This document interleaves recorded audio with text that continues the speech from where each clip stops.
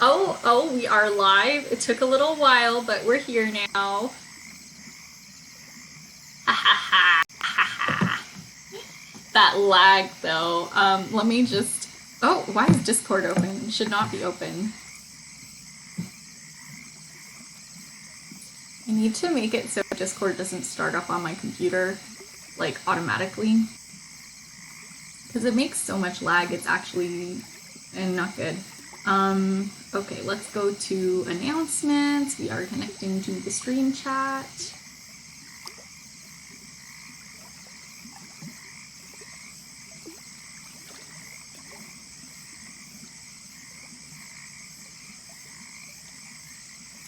Okay, I don't even know what to start with. Maybe we'll start with some stickers and then we can come back to that.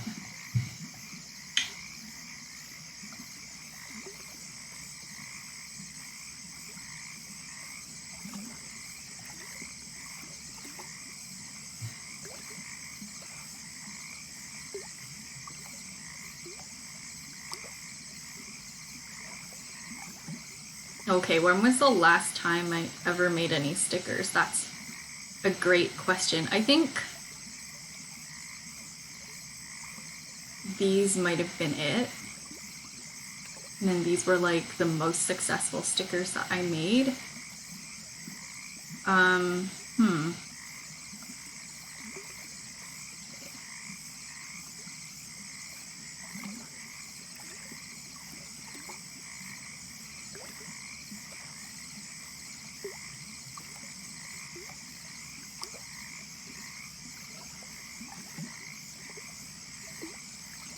How did I even have this be printed?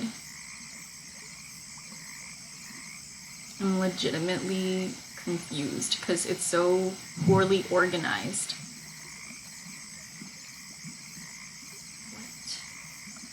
What's going on here? Okay, so I think I had it like this. And the canvas is, let's see, the canvas is 6.75 by 9.25. So I'll remember that number. But I basically made a sheet of like fruit stickers a while ago. And I haven't made stickers for a very long time, so I've literally like forgotten how to do it. Okay. Yeah, we'll just start with the design first, I guess. And I'm not gonna care too much about like how they all fit on the page. Kind of stressed.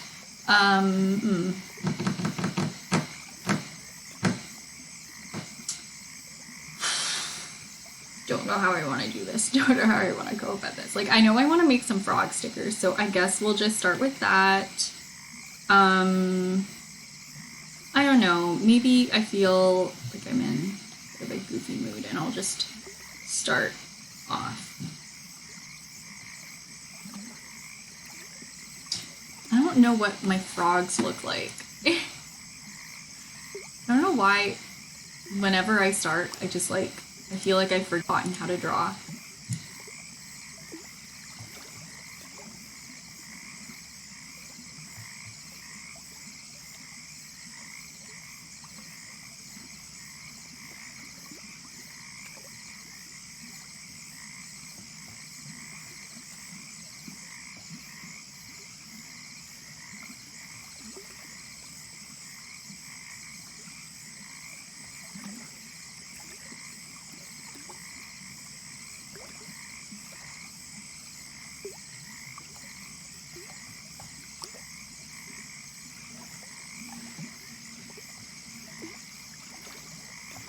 Okay, I don't know why my pencil is glitching, but it just is, and I guess I just have to be okay with it.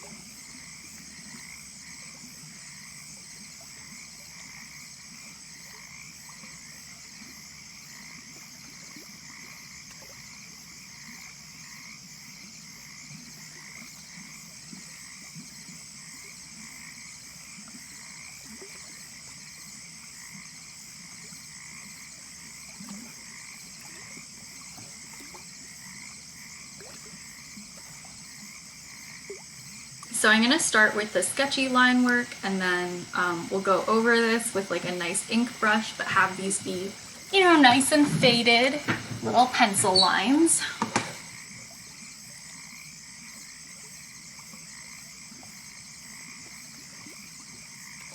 And we'll take them and arrange them so that they look really nice on our sticker sheet and color them in.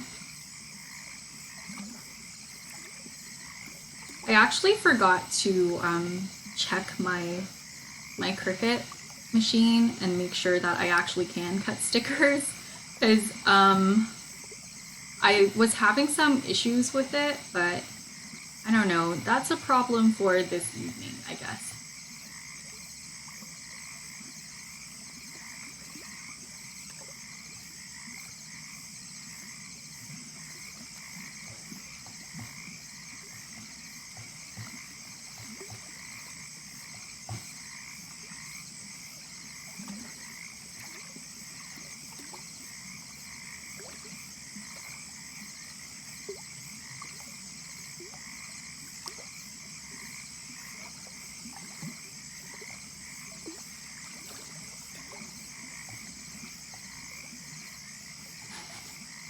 I'm gonna look up stages of a frog. And I should probably just close a bunch of tabs because I have a lot of tabs open.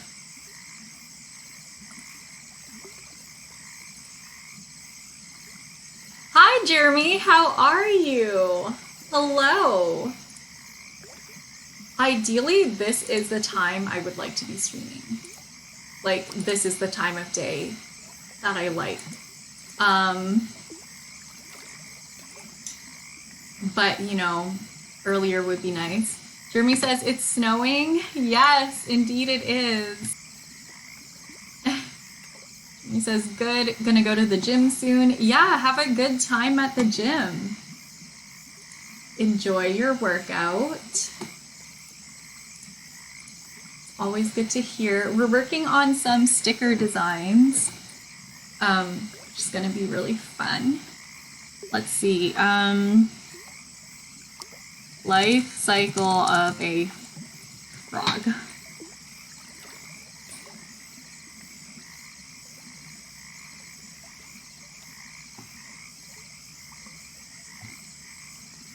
Jeremy says, see you later, have a good stream. Yeah.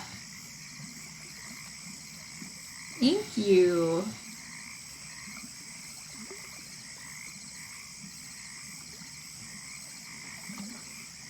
Oh, and remember to drink your water. Thank you for the hydration check. I've started to copy you.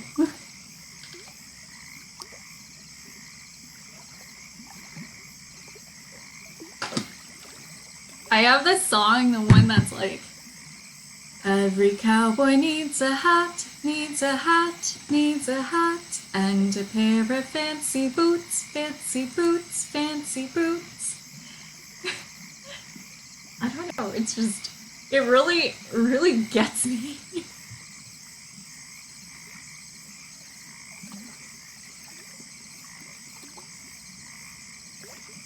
I don't know why my pencil's so glitchy. Like when my iPad is plugged in, my pencil glitches like this, and it's very irritating, gotta say.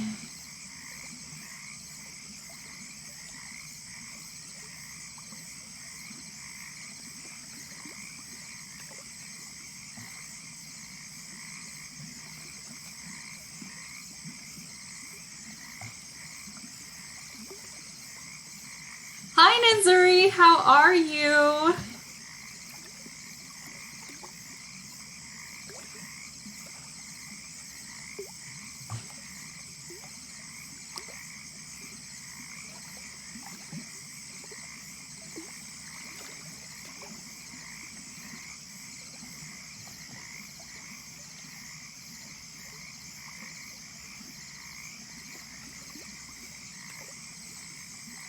You're good? That's great to hear.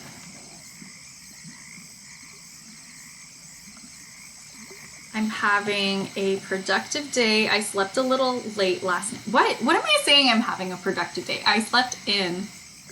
I mean, I guess rest is productive, but I had a productive day yesterday. That's why I slept late. So, I mean, yeah.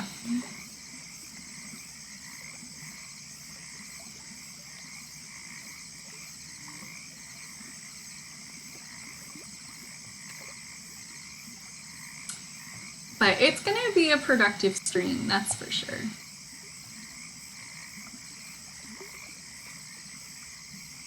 Frogs are weird. I like them a lot.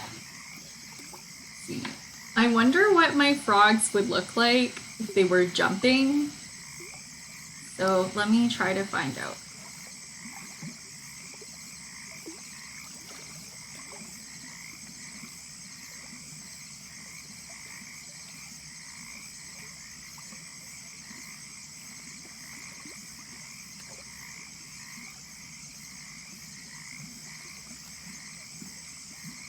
They would look like this.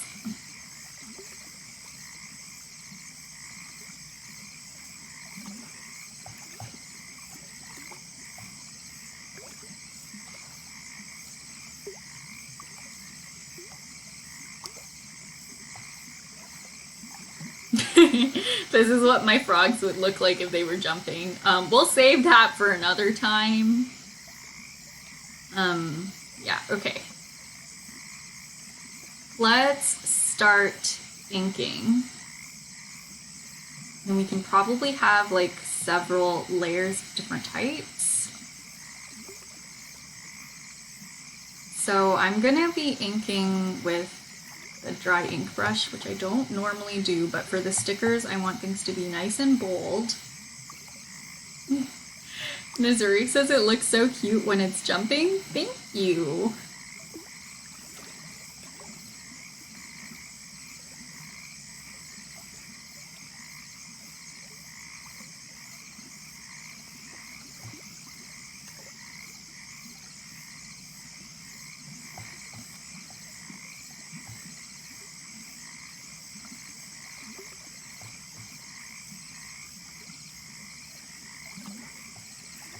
But yeah, these are gonna be frogs for a sticker sheet that I'm gonna be selling at my show. I hope to make a whole bunch of sticker sheets.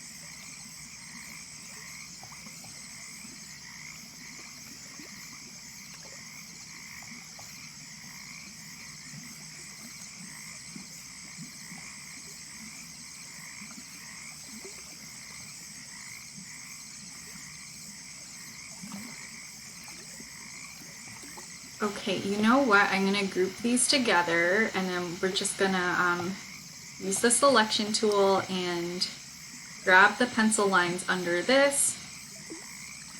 Hey! Forgot to select the whole group.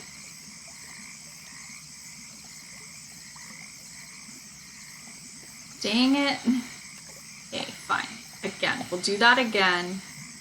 And then we'll luxuriously make every frog their own layer. What? Okay, fine.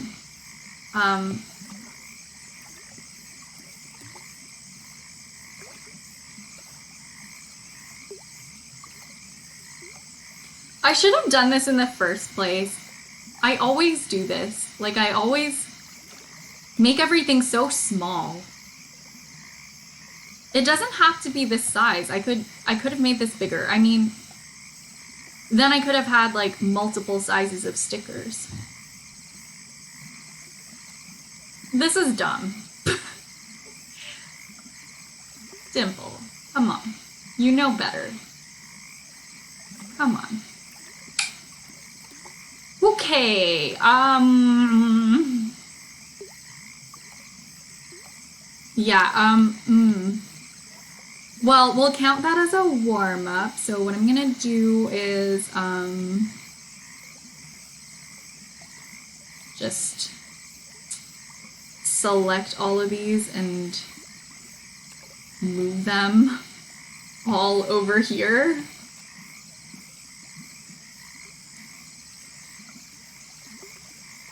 Yeah, I don't know. I should have made these bigger so that I could use them for other things if I needed to, because like, why would you have a bunch of drawings for the maximum size? Like, these aren't vector drawings, right? So they can't be like freely resized. If they were vectors, we wouldn't really have this problem. But since these are in Procreate,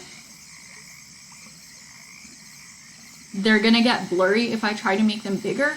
So say I wanted to print the frog like 8 inches by 8 inches or something like that, I wouldn't be able to without it getting really blurry. And we do want to avoid that because I want to make sure that if I want a bigger frog, I don't have to redraw the whole thing. So I'm gonna have to re-ink the frog, basically, and that's just how it's going to have to be, unfortunately. But it's fine. Everything's fine. At least I caught it right at the first one, you know? That's like fine. Fine. I hate it though. Okay, cool. So we'll just go into crop and resize, and then we'll resize it to 8.5 by 8.5, you know, or square. Look how small these are. Like, these have got to be, what, like 2-inch by 2-inch max size? Like, what if I just wanted a really big frog printed on a t-shirt? I wouldn't be able to do that because I drew them so small. You know what? We'll be a little more luxurious, you know. We'll go like 12 by 12. That's big. It means we only have 47 layers available. Procreate has like a really annoying layer limit. So if we have like 47 layers available, it means like, say we divide that in half, we have 23 frogs we can make. I think that's enough frogs. The canvas might be too big. I don't know. I don't know. Like 12 by 12 on a t-shirt, like if I ever wanted to do t-shirts, I think is reasonable. Okay.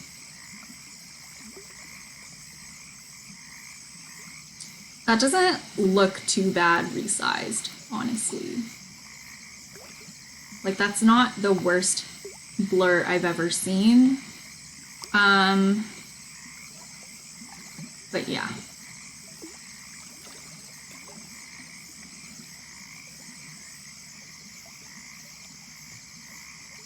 That's actually not no, it's kind of blurry. Like, if I make it actual size, like, it would be like this big, I think. And it is kind of blurry, so, I'm just gonna lower the opacity of this. And we'll use, like, size 40%.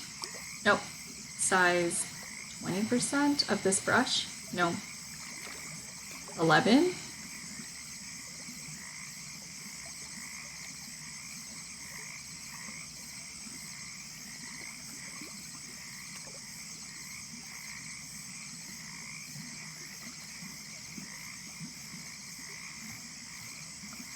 Remy says, "Hi, cute frog. Thank you. I'm hoping to make these a part of a sticker sheet.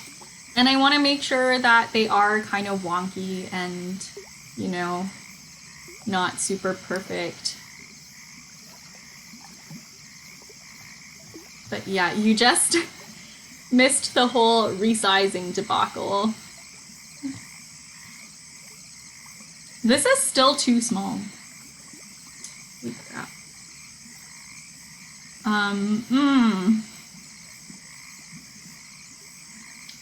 Okay. This is still too small. Too small. Okay.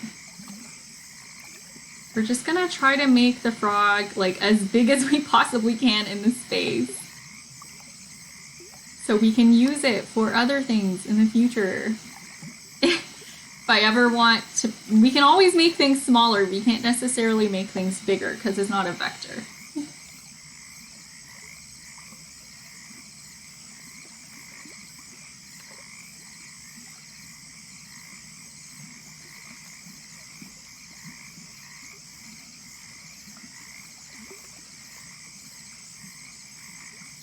I liked when it was a smaller size because the brush looked even lumpier.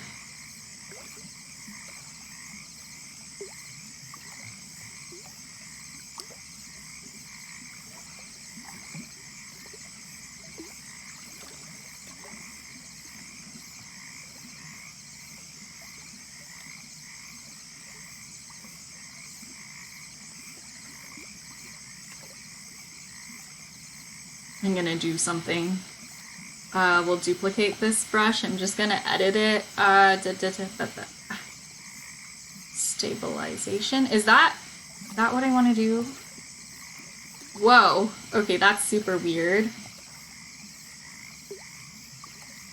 Maybe I turn that up. Maybe I make... I like this shape, but I kind of want more... I don't know, we'll just try that. Hi, Corey! Corey says, Dimple Cheeks prefers a sizable frog. I prefer a versatile frog. A frog that has many applications. Like, I don't know, what if I want a giant frog sign? Like, what if I want to have that in my life? You never know when you need a big frog.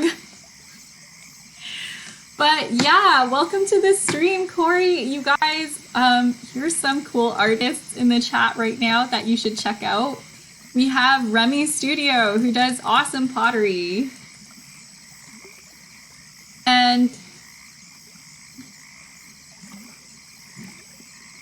we have Corey Clark, who I collaborated with on Island Vibing's stream, if you were there.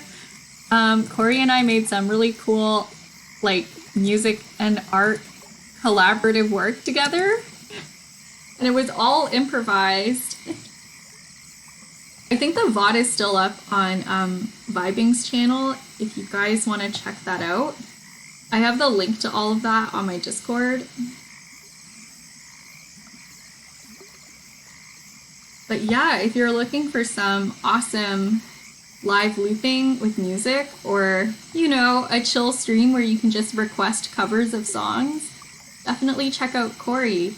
And Remy's been making amazing tiny pottery, but she's going to be doing more stuff, so I would definitely keep an eye on them as well.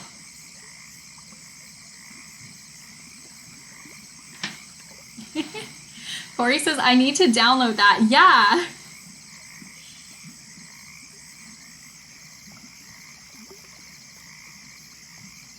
I don't know how to download someone else's VOD, so if you know how to do that, I guess we just ask Vibing for their copy of the VOD, because I want to keep it forever, that collaboration.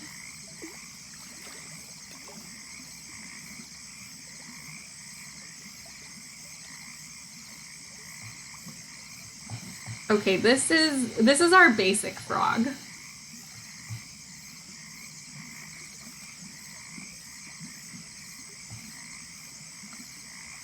Don't know if I want to have this line for the belly. No, we don't. We don't want to have it.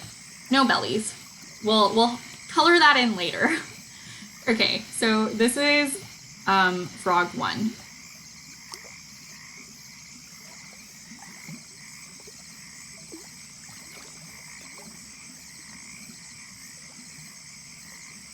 I guess the next frog will be little party hat buddy.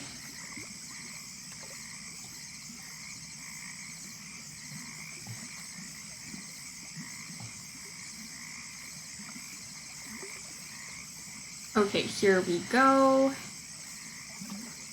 So this is the pencil work, and I like to keep it really messy and sketchy. I think it's fun. This is the only time I like sketchy things. Oh, you got affiliate yesterday! Congratulations! Oh my goodness! Ah, I'm so happy for you, Remy! That's a big step!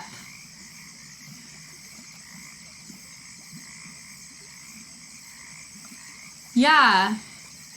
Corey says before it disappears into the ether. Yeah, it's probably easier to ask Vibing. I could watch it through OBS and re-record it. But I guess you can't download someone else's VOD. Yeah, thanks for the lurk, Nazuri.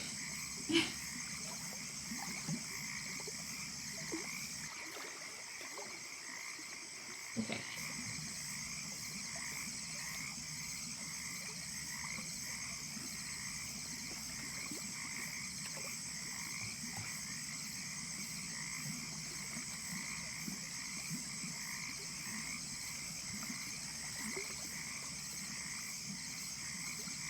Now a cowboy needs a hat, needs a hat, needs a hat, and a pair of fancy boots, fancy boots, fancy boots.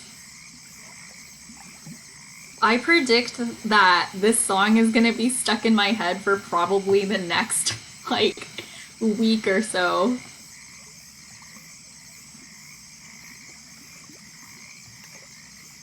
And I'm gonna make it everyone's problem. I'm just gonna sing it for a week. And just that verse.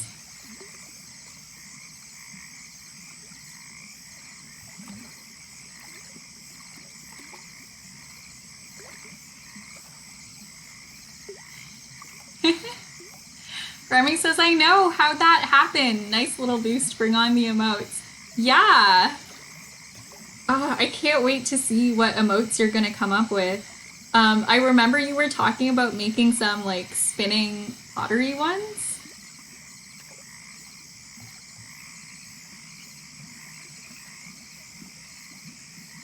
Oh, that's a weird spot for an arm.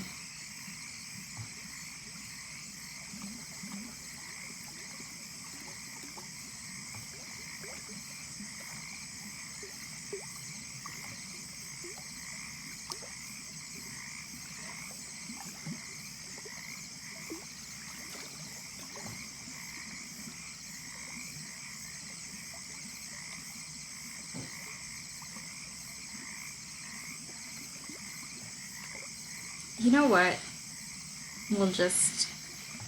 We'll have that line be implied.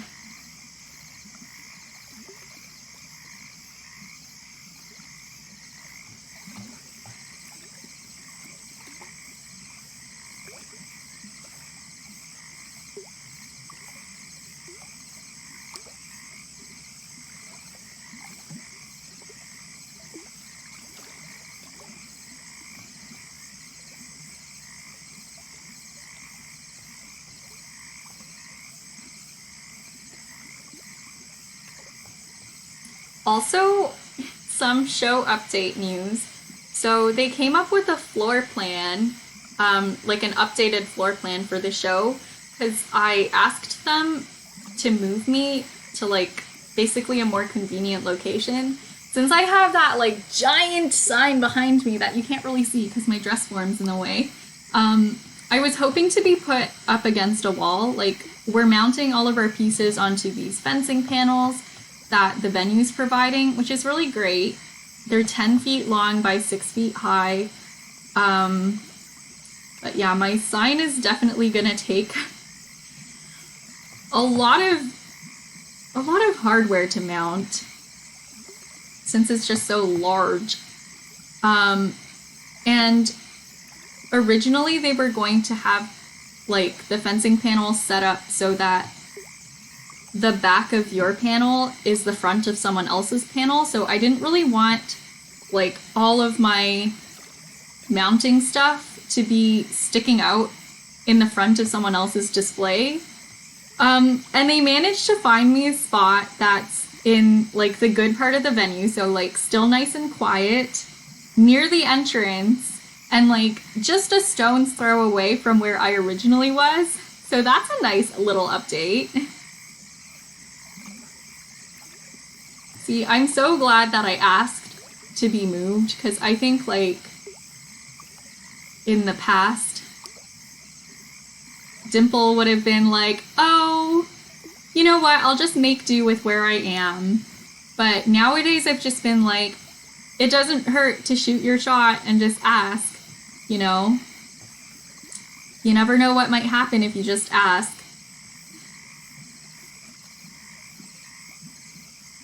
And it's honestly been, you know,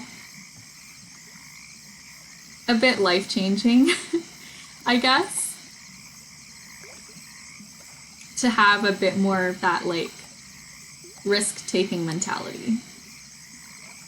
I mean, what do I really have to lose? There's definitely going to be a lot of pottery emotes. Yes, I wish we had the option to make all of our emotes animated, because I feel like there's a lot of potential for cool animated pottery, since like movement is such a big part of pottery.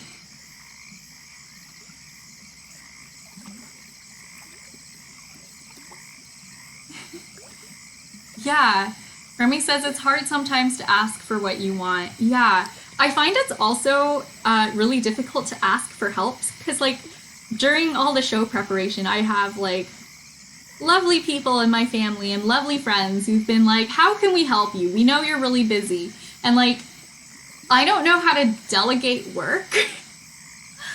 I'm just used to being like a one gal show, you know? It's like Mr. Incredible. I work alone. You know? It's hard to be like, yeah, you can definitely help. Like, here's what you can do. I don't know how to ask for help.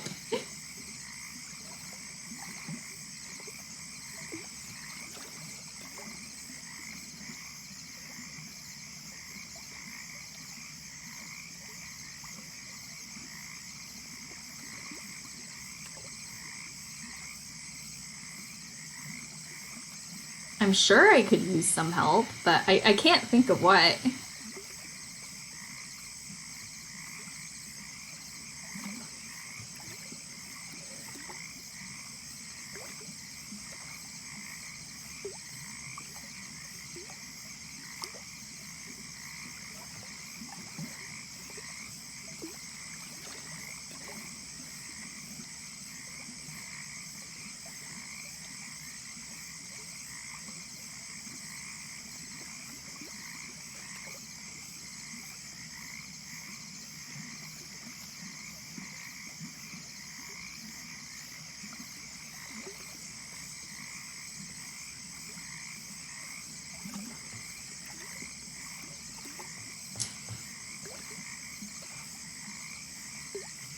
So I used to exercise a lot, and I don't anymore. But I used to do a lot of weightlifting, right? Because I was in carpentry for a little while. And it was important to have like some level of physical strength, because if not, you get squished by what you're working on, which is not fun. And then today, for the first time in like, what, 2.5 years, I did like an overhead press. Like a couple sets of overhead presses, and I could feel my shoulders clicking with every single like rep. But not in a painful way, just like I was literally creaking from not having done this motion for such a long time. Remy says, the asking for help bit should be baked into plans. Delegating is a skill I'm trying to develop. You will still have to delegate when you are paying people once you build your Dimple empire. Yeah, I think you know what? There's a lot of setup work that needs to be happen. What? Why did I say that? There's a lot of setup work that needs to happen before I'm able to delegate, I feel. It's like, I don't know. I think some of the design work will probably, the design work probably has to be done by me, but maybe like the production work. Corey says Dimpire. I love that. But the production work and like manufacturing part of things can probably be, spread out amongst people. As long as I have like a system down to be replicated. So having prints made, I probably don't have to do that myself, Getting the stickers made. Also, I don't have to do that myself. I can draw the stickers, but I don't think I have to be the one to print them. But yeah, right now we're still in the making stickers stage. Because this was all like extra stuff. This was all, what do cowboy boots look like? I was concerned for the longest time about just having something to display at the booth, but now I'm making like a ton of merch. So yeah, I mean, I have my prints, I have like display stuff just for people to look at, and like a portfolio to show of all of my commissions. And that's the basic stuff. But now it almost feels like too little because I have that like overachieving mentality. So I'm like, I know we have enough there, but we need more. So yeah, I'm gonna make lots of fun stuff that people can buy, possibly. Hi Vox, how are you? Remy says, even stuff like loading and unloading. Yeah, thankfully I have lots of family and Rowan. Who, you know what? I guess Rowan counts as family, even though we don't aren't in the same household. To help me with all of that, so I would not be able to load and unload the car and set up all by myself. I might die. I would perish of overexertion. Remy says it's more about the stuff you don't want to do. Oh, it's so hard to decide what I don't want to do because I want to do everything. But that's not possible, You can't do everything. Gotta pick and choose.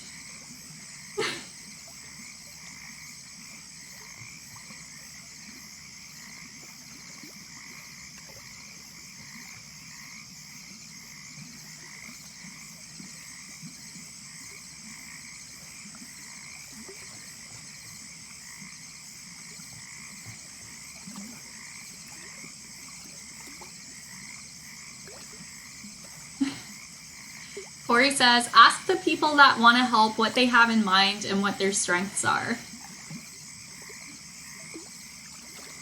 Yeah. I think I definitely have someone who can handle the printing stuff. I have someone who helps me do some research on what lights to buy. You know what? I should ask Rowan if he wants to help me design some signs. Because he's a graphic designer and I'm bad at text. So that would actually save me a lot of time. And if he has time to do it, and if he wants to, that would be great. Thank you guys for all of your advice so far. This is actually really helpful. This is a big learning thing for me. I've never done any kind of art show before, displayed my work anywhere, except for on maybe the family fridge.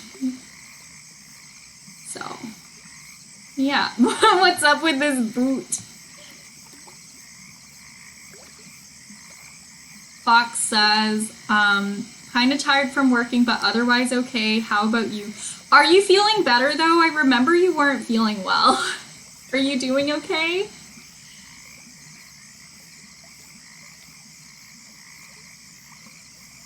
Corey says, could be things like basic correspondence, running down details that you need. It's not like anything will be out of your hands after you accept the help. Yeah. Also, I think I have this thing with like, oh, I'll just do it myself, you know? Like I don't really want to explain what needs to be done. I'll just do it. You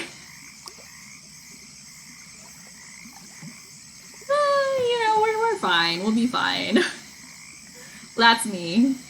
That like, oh, one of the boots is really big, but I kind of like it that way. Boot too big. No, this boot is way too big. Boot too big.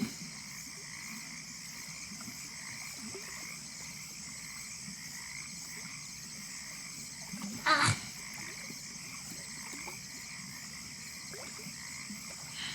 Vox says, the sickness is going away now. I'm dealing with back pain. No! Later this stream when I have a stretch break, you should stretch along. I don't want to tell you what to do, but you should stretch along with me.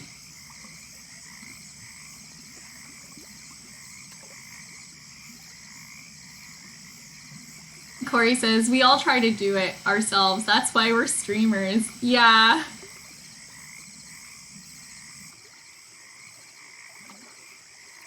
That's so true.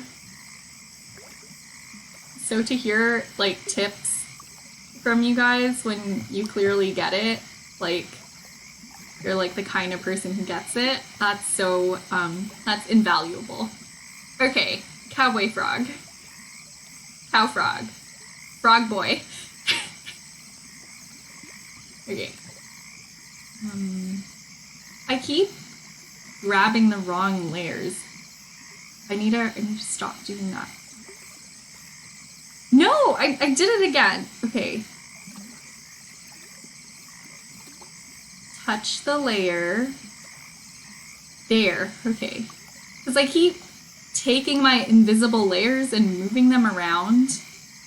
And it means that I'm probably like cutting them off on the sides. And I don't want to like toggle the visibility back and then notice that I've like moved everything around when it was invisible. They shouldn't let you do that. Like, that shouldn't be a feature that you can move something without seeing it.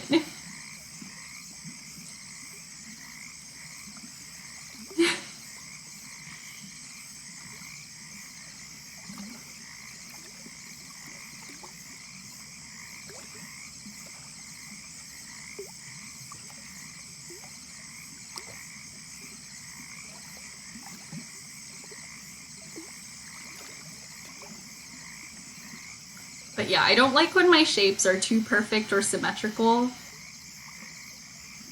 So whatever I get the first time I draw the shape is what it's gonna be. That's what I'm telling myself. Kind of. I mean, we still gotta get the pose right.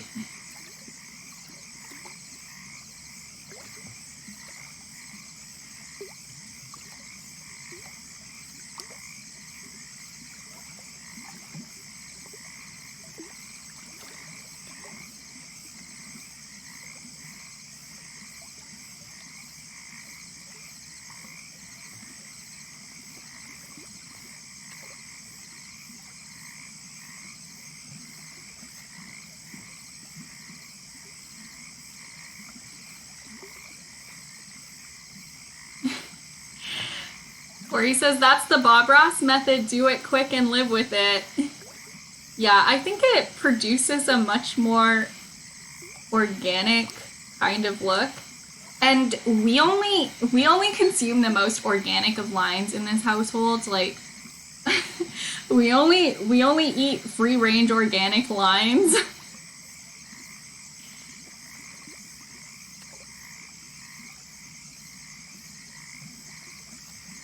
No processed lines here.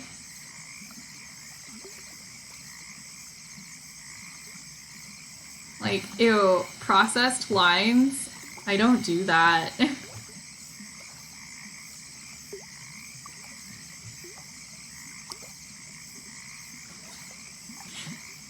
Oh, oh no, ads.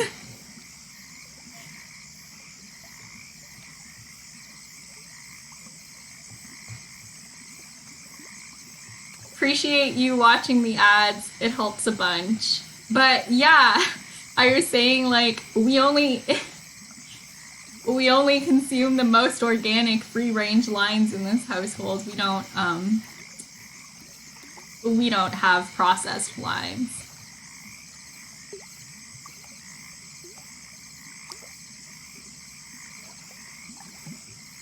I buy my fair trade organic lines from Whole Foods.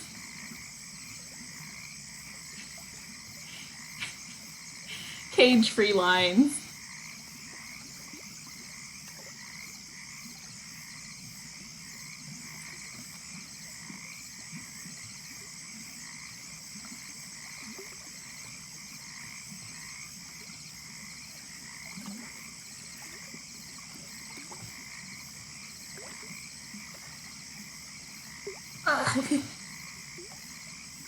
Yeah, but Bob Ross didn't have an undo button. It is still tempting to use the undo button.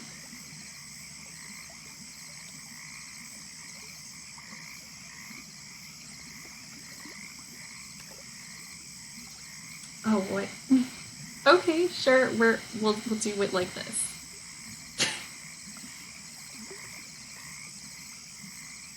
That's a little weird looking.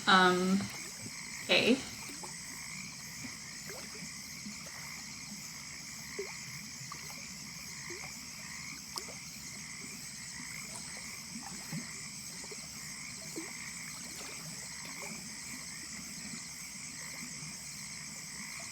Okay. And then I want to add a few more flowers, just kind of here and there. Maybe one like here.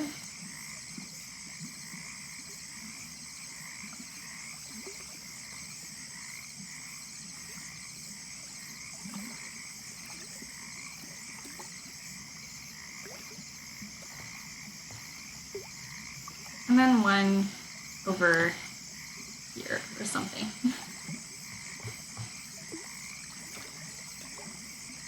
I can't wait to color these in. I'm just gonna use like a really kind of sloppy wash of color behind everything, like a kind of watercolor effect, so that they look extremely sketchy in like a fun way.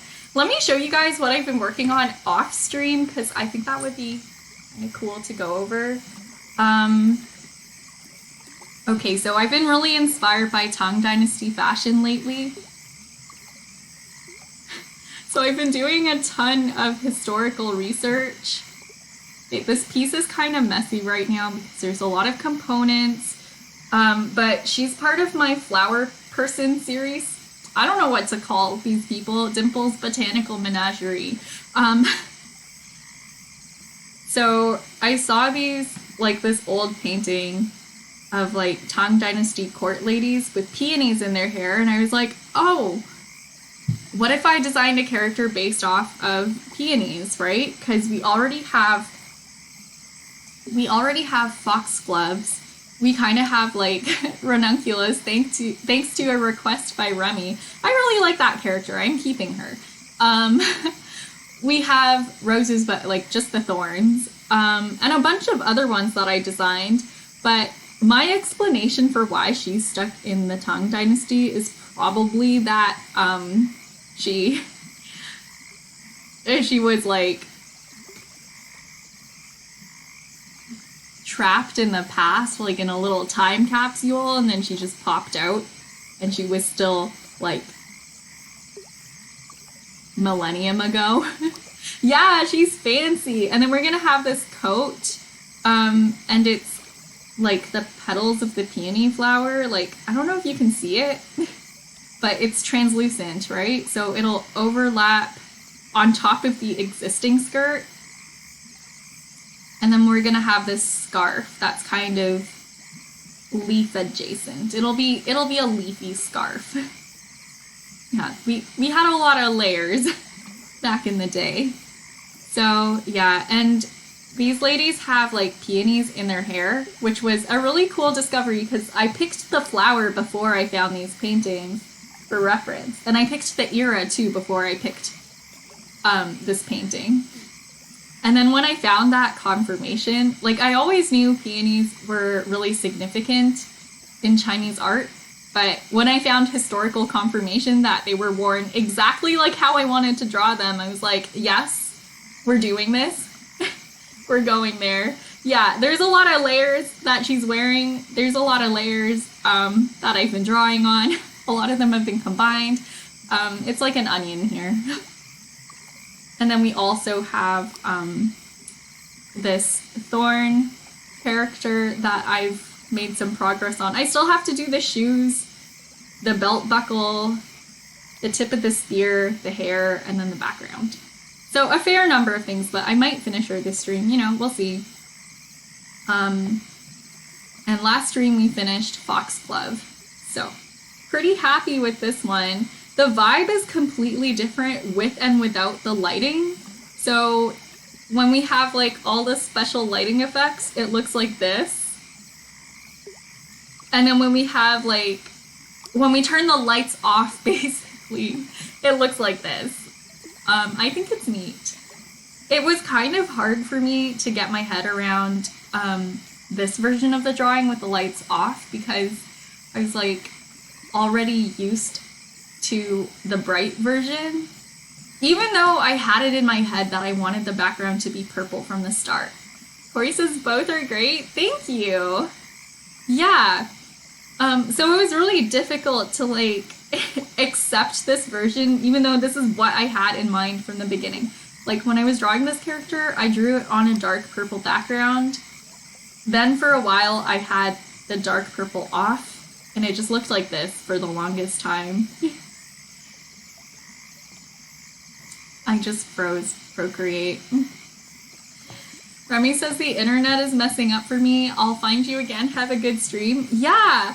Thank you so much for dropping by. It's always lovely to see you, Remy. And congratulations again on affiliate. You guys go follow Remy. Let's get her more subscriber emotes.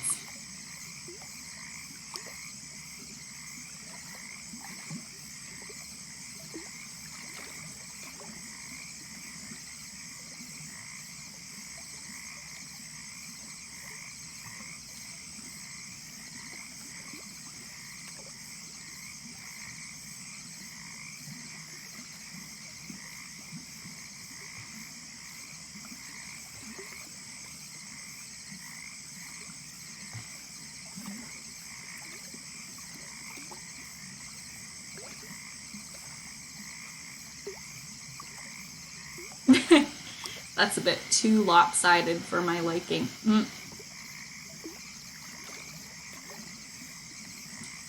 Corey says, I gotta go too. It's nap time here. Great to see what you're working on. Thank you for the host. Thanks for the lurk.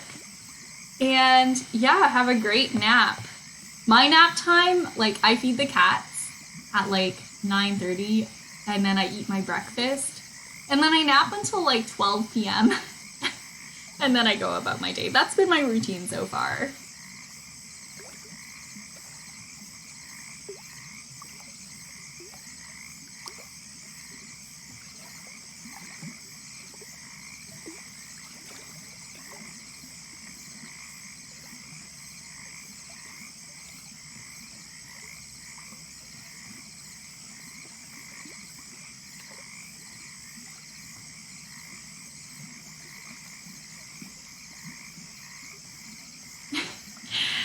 Corey says, that's a solid routine. See you soon. Yeah. Guys, definitely also follow Corey. His streams are so chill.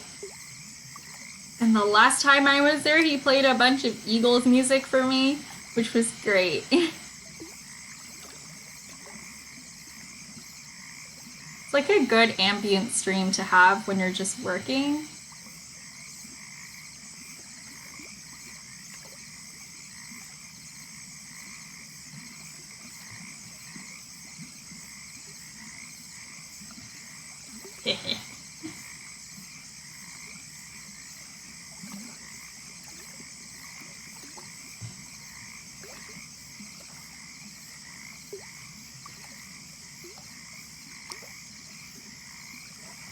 I'm glad I started with these frogs today because they're just kind of relaxing to draw. More relaxing to draw than to sculpt, honestly.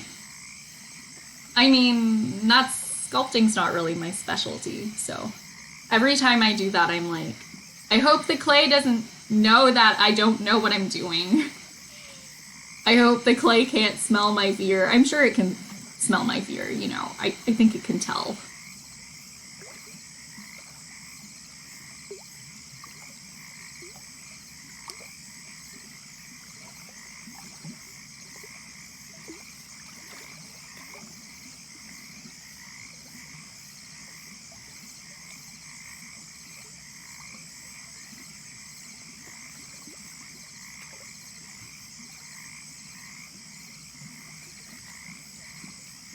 Let's see how close to the edge I can get. That's a solid leg. Okay. Yeah.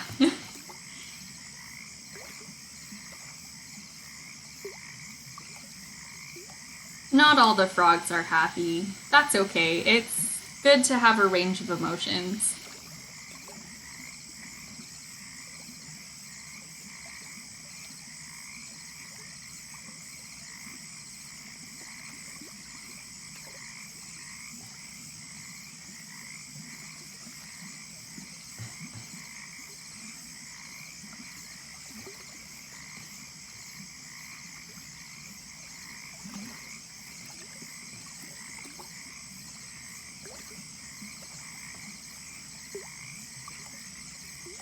Whoa. Whoa, what's happening? It's so glitchy. Oh, come on.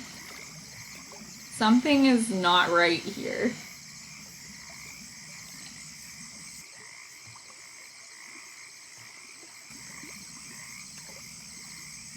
I hope I don't have like a dead spot in my screen.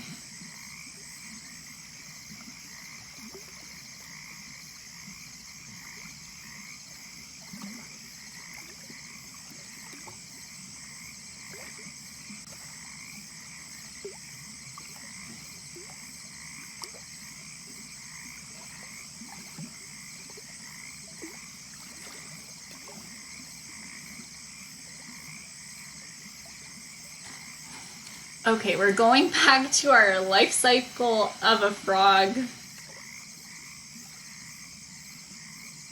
I just gotta double check how this works. Yeah, this is my best approximation. Eh. Snip.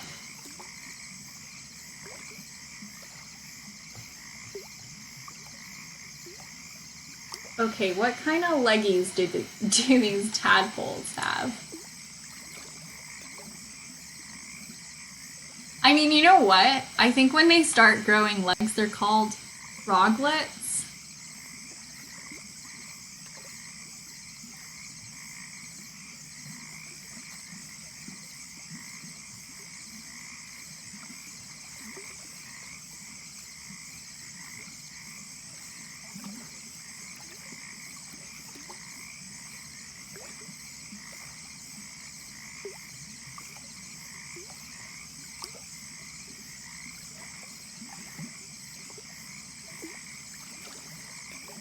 Okay, what other frogs do I want to have on this sheet?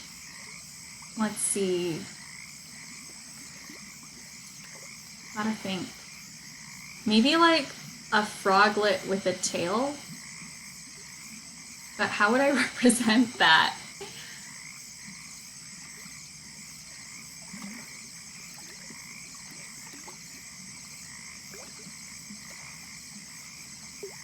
I mean, that's kind of hard to show with my style.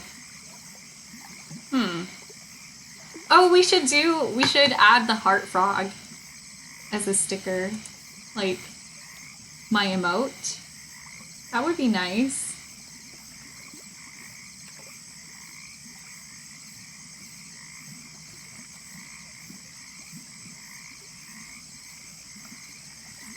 but maybe in like a different style. Did you know that frogs have teeth?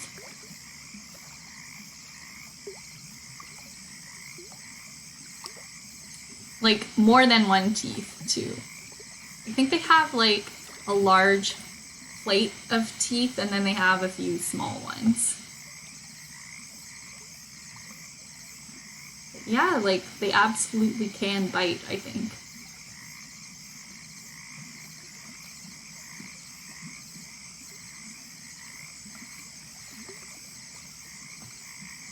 I hope nobody who comes to the art show has like a serious phobia of frogs. I'd feel really bad.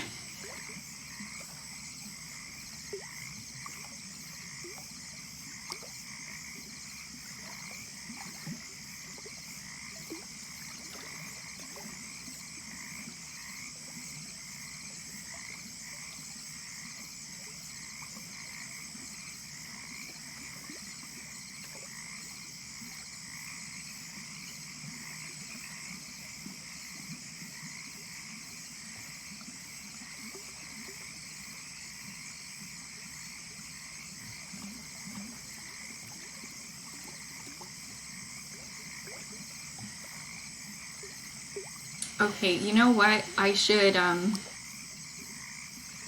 rename these layers. Hi, Mr. Kyberlistic, how are you? We're working on some stickers right now. Yeah, all the frogs. Yeah, showcase preparation is in full swing. I have everything ready for display. It's just now I'm trying to make things to sell. Like all of this is technically extra stuff, but it's consuming my life. I'm very excited. How am I feeling? At least once a day, I'm like, oh my goodness, I'm so stressed I could cry. The rest of the day, you know, I'm just kind of busy and excited. So yeah. I should make some key rings. Yeah, that would be kind of cool. I'm already trying to make some earrings. And I also gotta make like pins and badges for sure. So yeah, we'll see. We'll get there. Hopefully one day. Okay, let's see. What am I thinking? Let's name this frog Basic. Here it is. Let's name this frog Oh No. We'll name this one Party Time. I could design some playing cards one day. Yeah, that would actually be so much fun, especially if I did like a frog-themed playing card set. I have a bunch of different styles. Which one would you be most interested in seeing? Would you be interested in seeing like my regular like portrait style or like this kind of goofy style?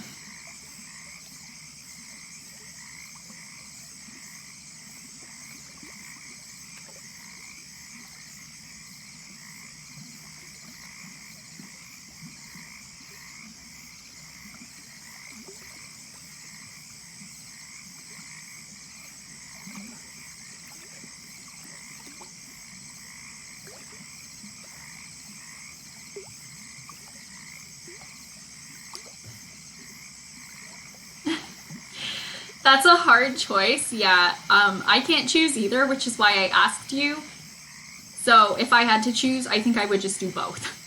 Like, I would make one set with like, in like a silly style, and one set with a really like polished style. You've been really busy with your new job. Do you enjoy it so far? Do you like working there?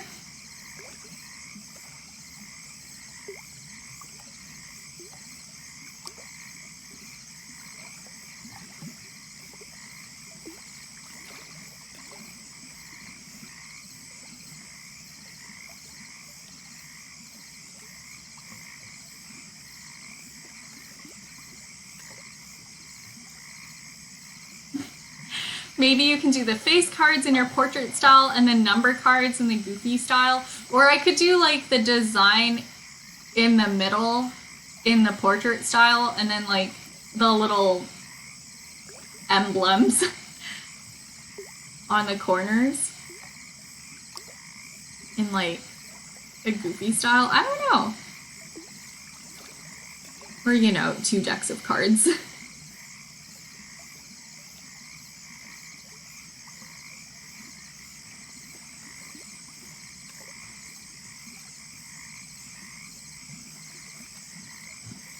I feel like you have a lot of different styles you draw into. If you were gonna make a deck of cards, what style would you pick? You enjoy it? That's good.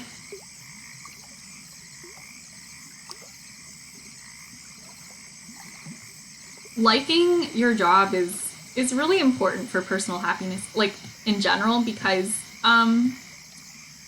we spend so much time at our jobs. So if it's just a really like terrible toxic environment, it's so like, I don't know, it just takes over your life, I find.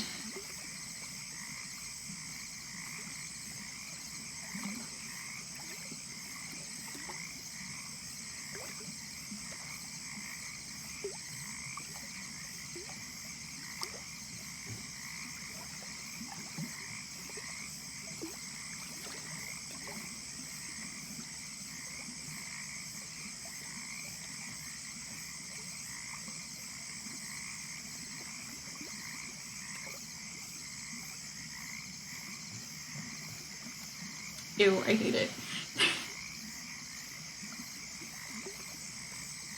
This is one of those moments where I kind of wished that I did this in vector.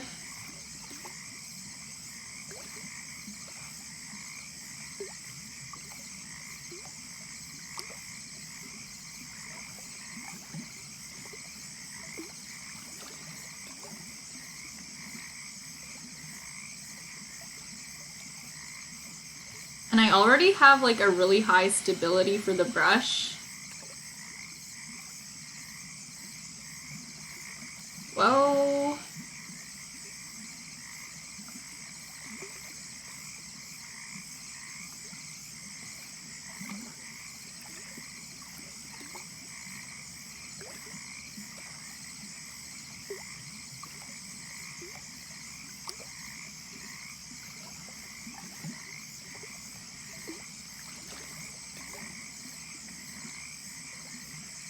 Mr. K says, art style wise, I would probably like to do a contemporary art piece or maybe take on Andy Warhol. Yeah. I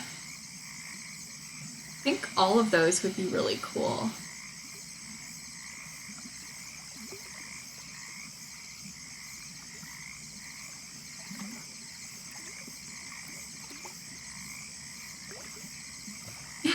I know what you're talking about, don't worry. Autocorrect, not a problem with me. I always get, like, messed up by autocorrect.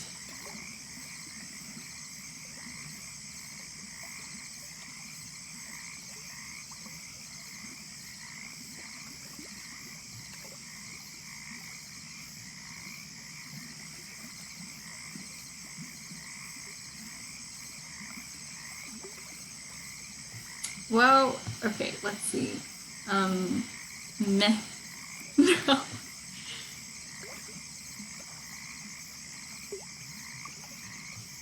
I hate when the lines are supposed to pass through something and then they don't, like, continue through when they get interrupted.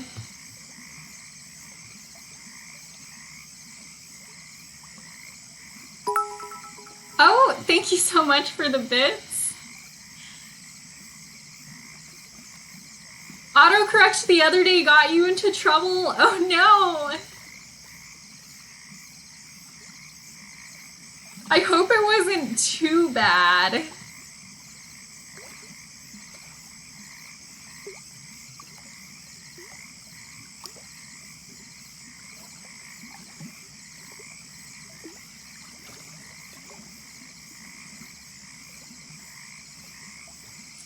Oh, also, one of my old classmates, their like Instagram account got hacked, and it was like, oh, I want to join this competition to become like an ambassador for a brand.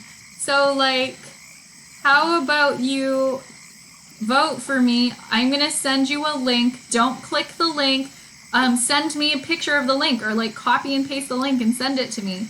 And I was like, okay, kind of sketchy, but it was also 9 in the morning, so I don't think I had fully woken up yet. So I got him to send me the link, and then it's sent on text message, and instead of like a regular link, it was like, click here to access your Instagram account. So it's obviously the link that like your two-factor authentication would send you if you were locked out of your account. I don't know how they sent it to my phone number, but it felt really scammy. So I was like, I'm pretty sure this is a scam. And then whoever was there replied in like kind of broken English. And they were like, no, it's not, but not the way I said it. Like, why? They were like, no, it's not. Why would you think that? But I forget the phrasing. And I know for sure that the person they hacked, like, English is their first language. And I know how they normally talk, and it's not like that. So yeah, anyways, if anyone ever asks for something like that, that's a scam. Oh, you always save the cheer wall for me? Thank you so much! Aww.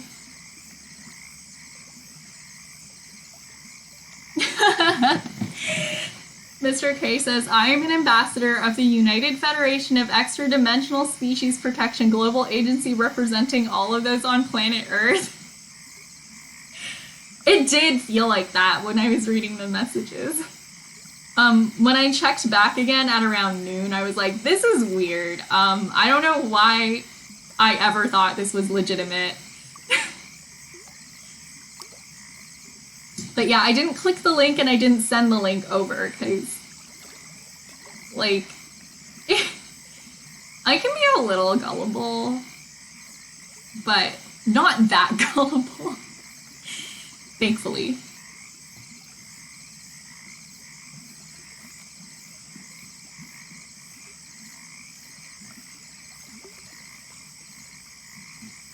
The capitalization was annoying me. Who should we do next? Mr. Kyberlistic says, you should install Fishing Hook on your email. What's that?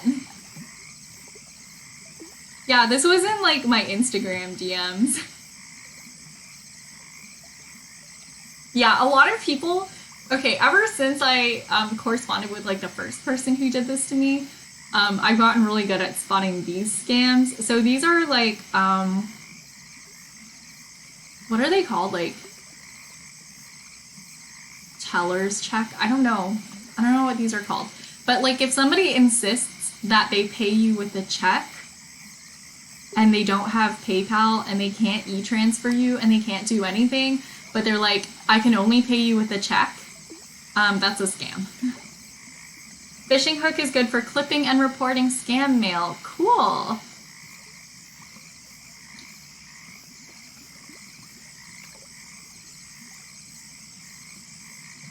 But yeah, I told my my old classmates, and hopefully someone will like go and sort things out with him. But yeah, that's too bad though. It was one of my like art friends who got hacked and his account was pretty cool. So I hope something works out. Okay, let's do... This is one of my old drawings. I think Mr. Kyberlistic will remember. I used to have this animation and there was like a frog and then there was a lily pad on its head and then there was another frog on the lily pad.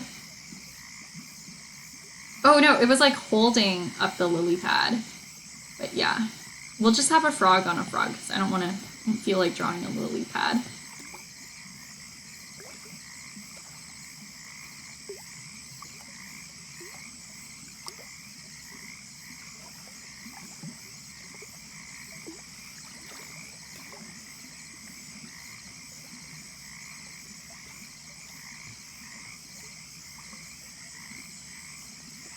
Yeah, there's a lot of graphic designer scammers. They hacked my Twitch Instagram account, but I didn't click a link. Huh.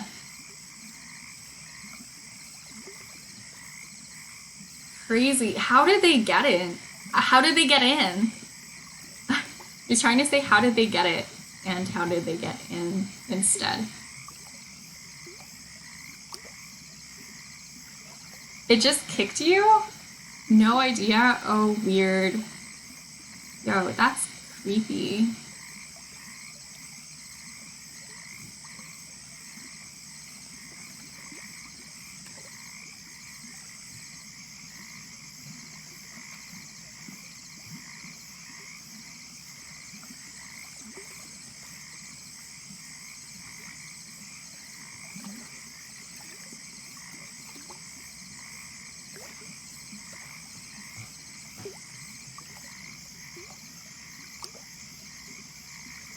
I should be adjusting my brush size. What am I at right now? 20? We'll take that down to like a 7. No, like a 10. Oh, Mr. K says, what's your Insta? Can I add you? Yeah, for sure. It's just my Twitch username with one fewer S at the end. It's Dimple Cheeks with a double S instead of a triple S.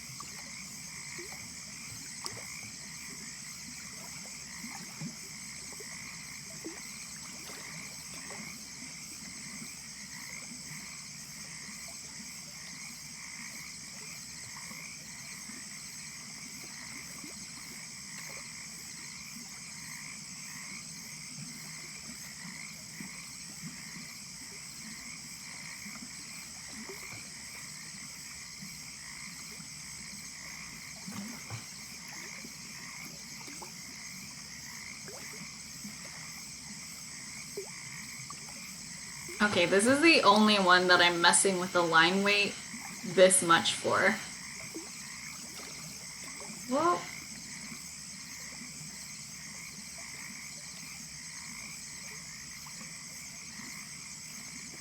I don't know. I didn't want these to have like really varied line weights.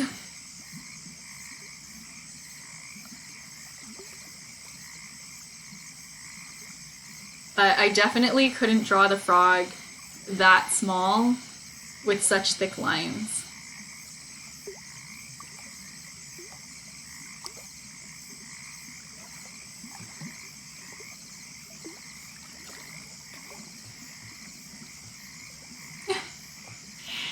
Yeah. I want the lines to be really chunky. Thanks for the follow. Whoa.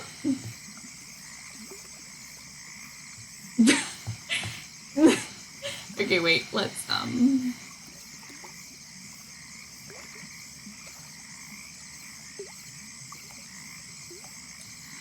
what's my standard canvas size? My favorite canvas size is like a little bigger than letter size. It's 9.5 by 11. I know it's really random, but it posts really nicely on Instagram. Like, it's not a square, but it's like the largest rectangular size that you can have on Instagram. So that's my favorite canvas size. Right now I'm working with like a 12 by 12. Mainly because I think the biggest size that I can print is around that. I don't know. Nothing's gonna be like the full 12 by 12. So I don't know. I doubt that I will need these frogs any bigger than this. And I just want to work large because, I mean, I really should just make these vectors.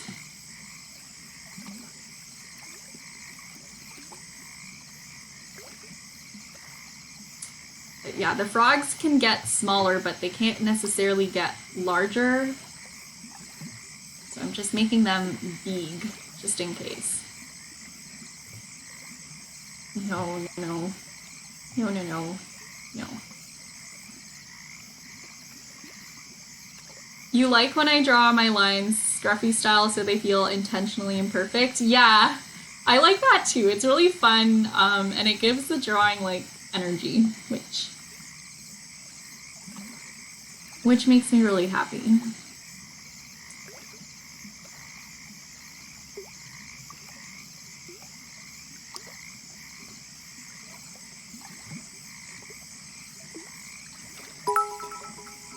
Oh, thanks again for the cheer wall. Oh wait, no, that's a different one. Thanks for the cheer wall.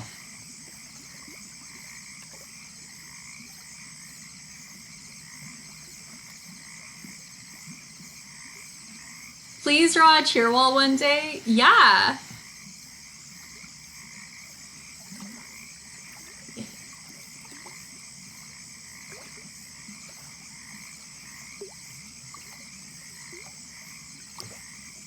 I would gladly do that for a drawing request if you wanted. Let's see. Whoa. Aw, thanks for the bits, Mr. Kuiper listed.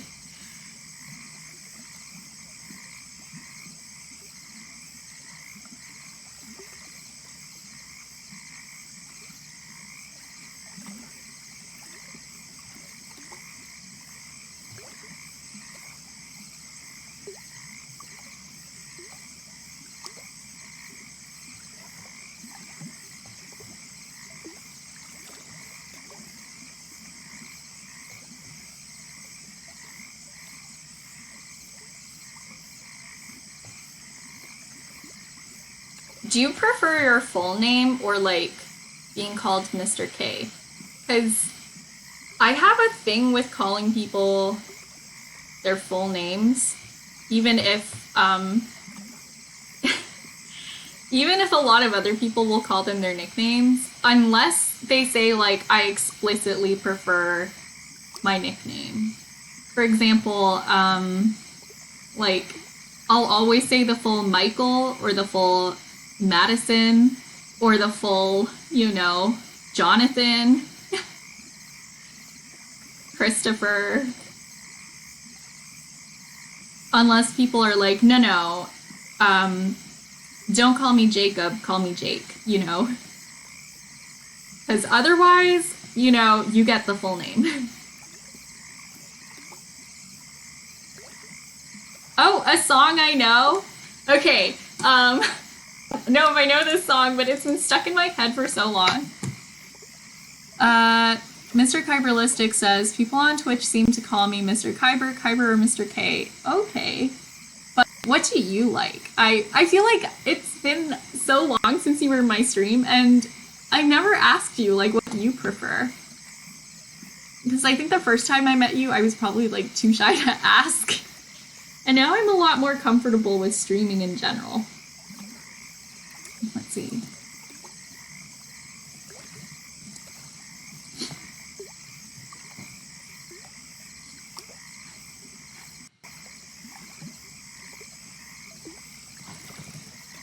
Okay.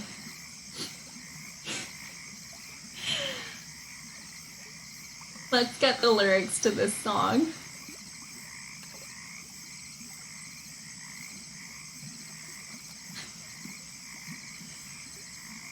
Okay.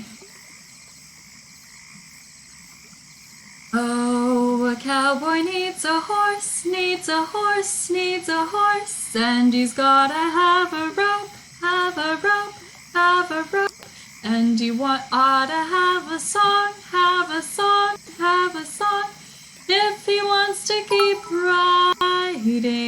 Thank you for the bit. Now a cowboy needs a hat, needs a hat, needs a hat, and a pair of fancy boots, fancy boots, fancy boots, and a set of shiny spurs, shiny spurs, shiny spurs, if he wants to keep riding. So he gets himself a horse and a rope and a song, and he finds himself a hat, fancy boots, shiny spurs, and there's nothing more he needs, or can have, or can get, if he wants to keep riding, riding along.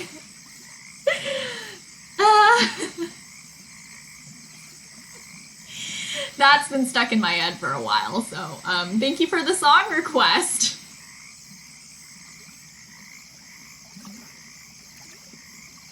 Oh, the fence is long, and the sun is hot, and the good Lord knows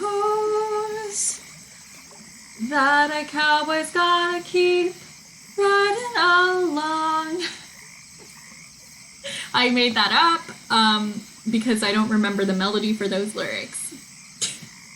I'm glad you liked that. It's like a song from a Disney short. But also, you can find the full version of the song if you search up A Cowboy Needs a Horse on Spotify. There's a lot of people who do different versions of it, which are pretty fun.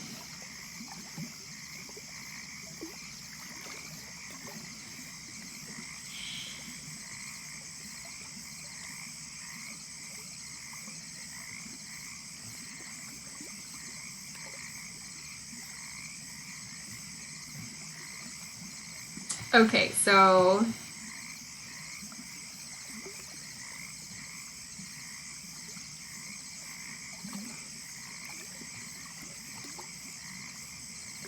oh no, I did not mean to flatten that. What the heck? Okay. The layer thumbnail is really broken looking.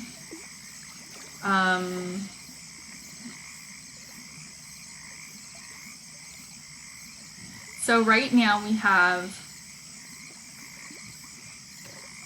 7, 8 of these.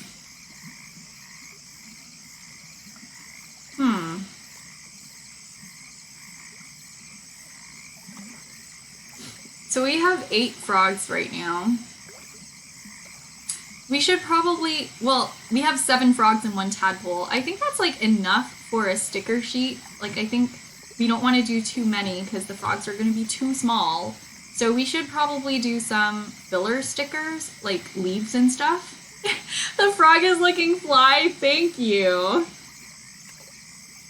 Jeremy always says, time flies when you're having fun, and time's fun when you're having flies if you're a frog.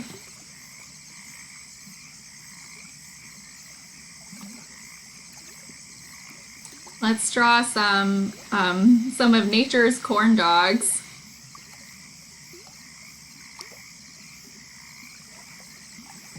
Do you ever see cattails and think they look like they could be tasty? As I do, they look like corn dogs. Send you a sticker sheet? Yeah, I'll probably have them on sale. And maybe some of them will even end up being like follower emotes. That would be cool. Do you have the follower emote update, Mr. Kyberlistic? Because people have been saying like, oh, there's like follower emotes now, but I don't get to use any, and it makes me sad. Like, where are my follower emotes? I mean, like, I have them for my channel, I just haven't designed any, but I can't use them for anyone else's channel.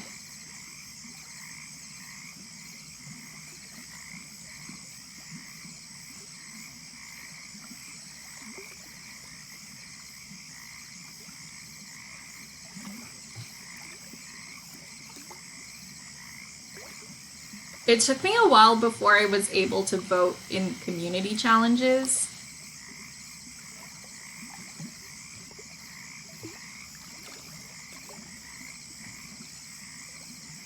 I don't know. It's like a known bug for Twitch that the follower emotes aren't showing up for everyone. Where are my cats? Last night I was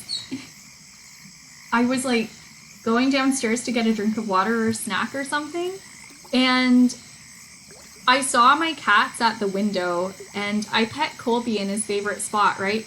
And he normally will lie down and like ask for a belly rub, but he didn't, and I was like, that's weird. What are you looking at outside? And it took me a really long time to spot it, but there were two like really large rabbits hopping around in the snow.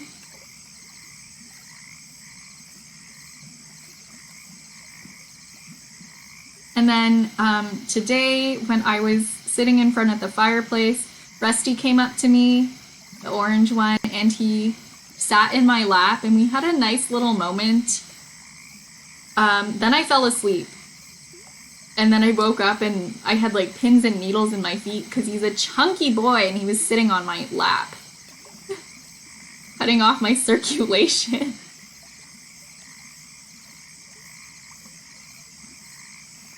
Oh, thank you so much for the hydration check.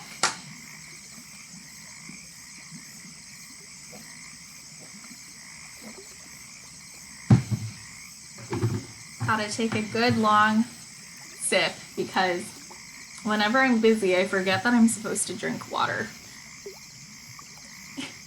I know, yeah. He's not like heavy for his size. I mean, he's just a large cat.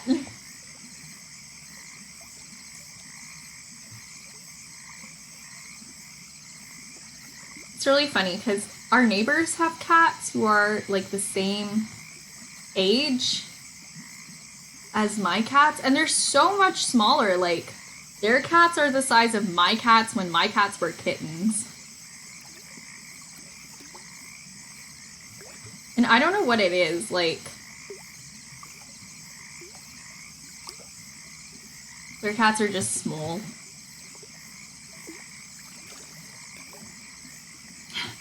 Mr. Kyberlistic says, gotta keep the brain hydrated. Did you know your brain cells start to die when you're dehydrated? I did not know that.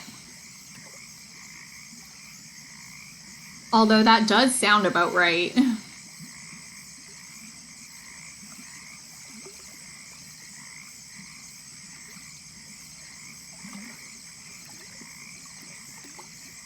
I don't know why it took me so long to design that cattail.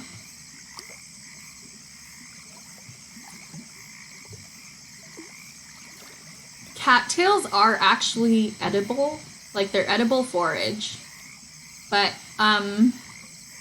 not the part that looks like a corn dog. That part doesn't taste good. I'm not sure which part, but I think it's like the stems of young cattails might be edible.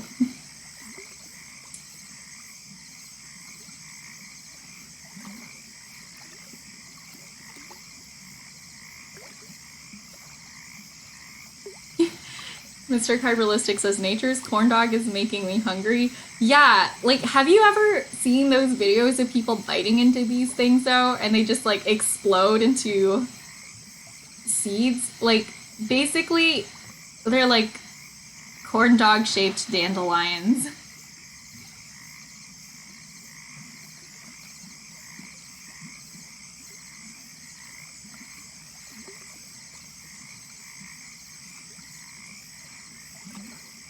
And every pond needs some lily pads.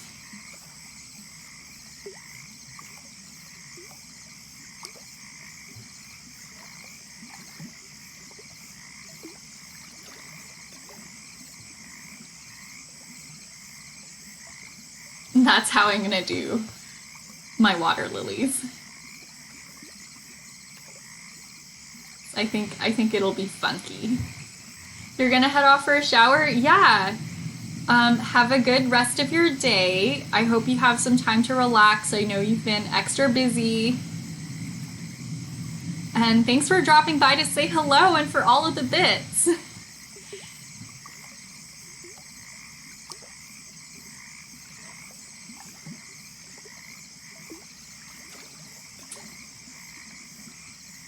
It was great to see you again, too. Bye. Bye for now. Ew. I know some people deliberately have breaks in their lines, like, for the aesthetic, but I'm not at the point where I can include those in my art and feel okay. One day, you know, I'll be able to do that. Actually, that looks kind of neat. You need to get more bits. Oh, thank you. I'm glad that I was a worthy channel to receive them. I'm honored.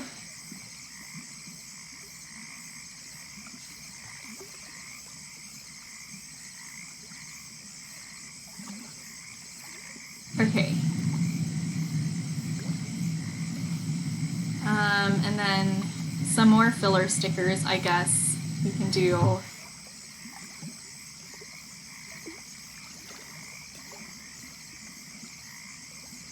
like a bunch of these little pond floaters. So like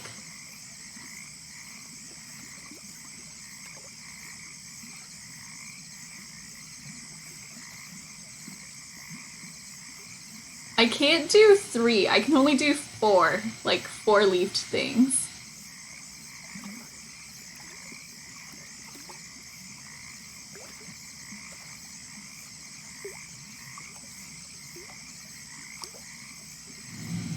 Like, this is the kind of stuff that pond scum is made of. It's these little leafy things. What is this called? Is it called like frog bit? Or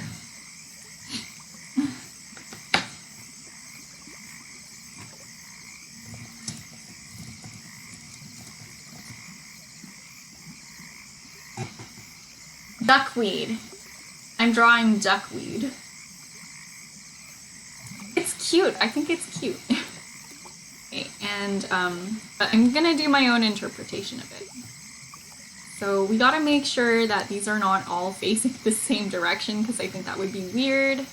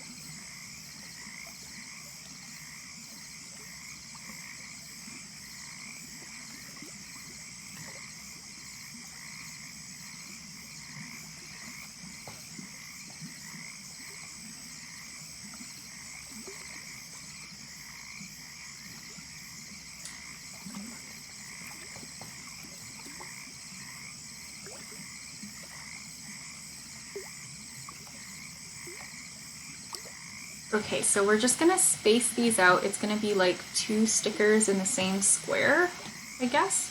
Well, what did I do? Okay. And then we'll just lower the opacity right down and outline over these again.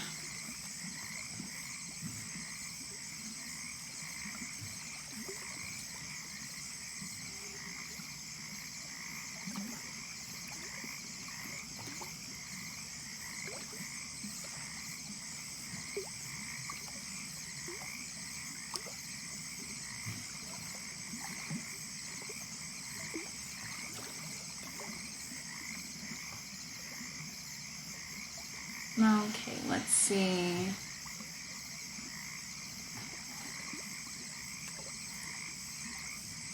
Man, I really like duckweed actually,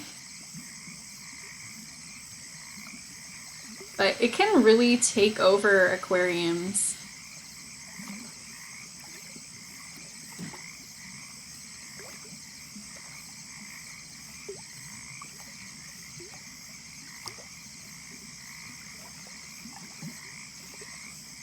I don't think I'm the kind of person who can manage having an aquarium. Like, I know for some people it comes very naturally, but for me, uh, I don't know. It was when I tried to keep an aquarium, it was very difficult.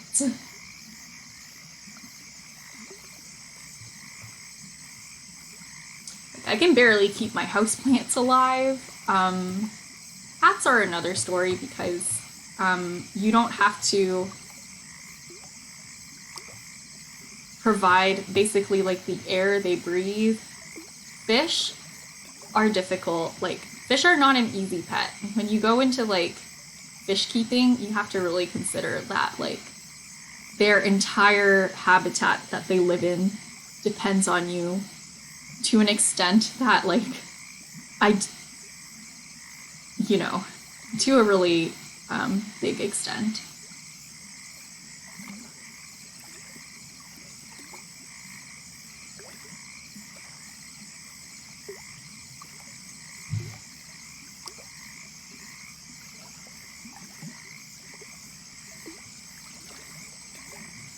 It's like if your animal depended on you for like the air they breathe, that's fish and water quality.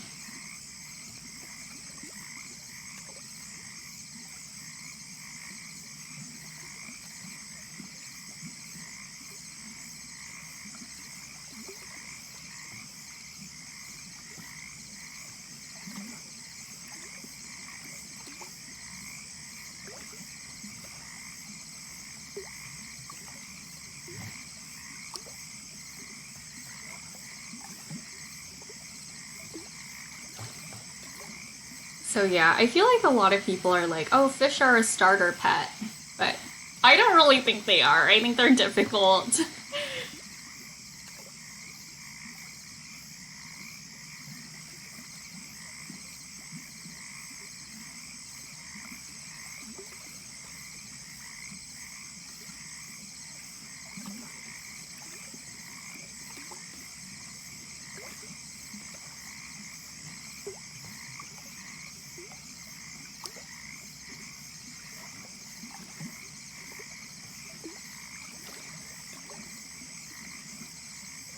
Okay, so we have everything. I guess now we can start coloring, which I'm really excited about. Oh my goodness. Okay, I'm gonna be like right back. I'm just gonna go to the bathroom real quick. But in the meantime, you know what? You can take a look at my drawing process for this piece. It might be cool. Okay, here we go. I'll be back.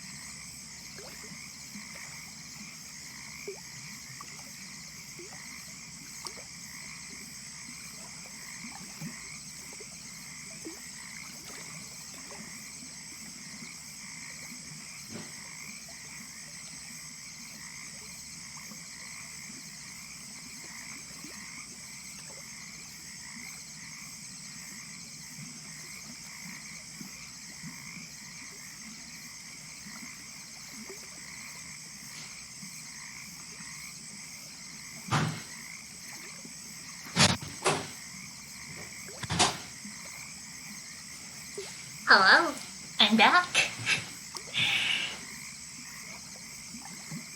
Okay, so this is where I started working on the coat, and then I decided that at some point I didn't like the face and I wanted to rejig it. And this is where we are now. Okay, let's get back into our frogs.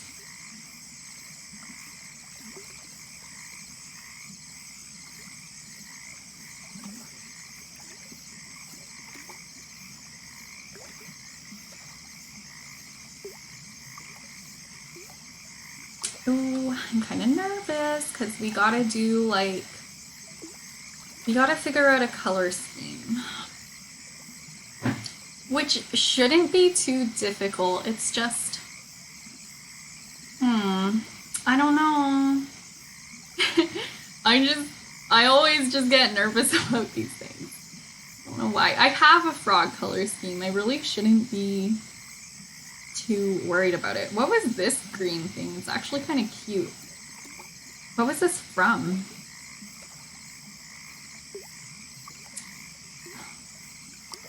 Wait, I'm curious. I'm sorry. I want to know what I used that for. What did I use this for?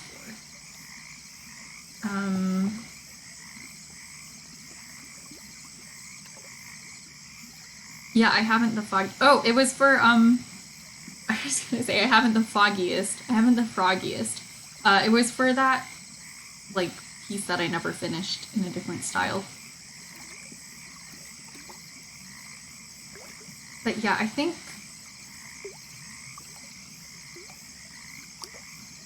probably this will be our color scheme. Or this one. What's the difference?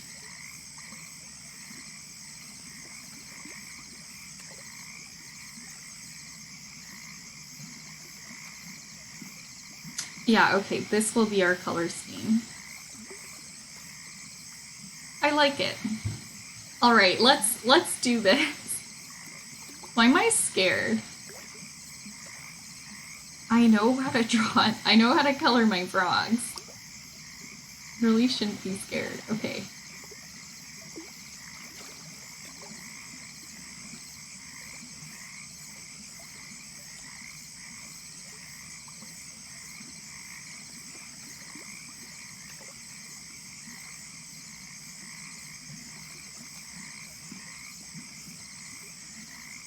Oh, I don't know. I don't know.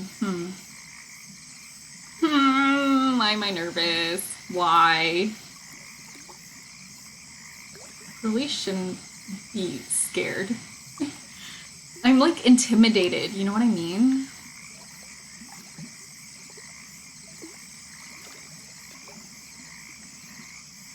Okay, we don't want to be too precious about coloring this in. We want to have some things outside the lines and some things just kind of inside the lines. You know, we want to be a bit sloppy about it, but like in a cute way. Okay. Then I'm gonna take this and maybe make it more turquoise. And then we'll do like a brush for the shadows.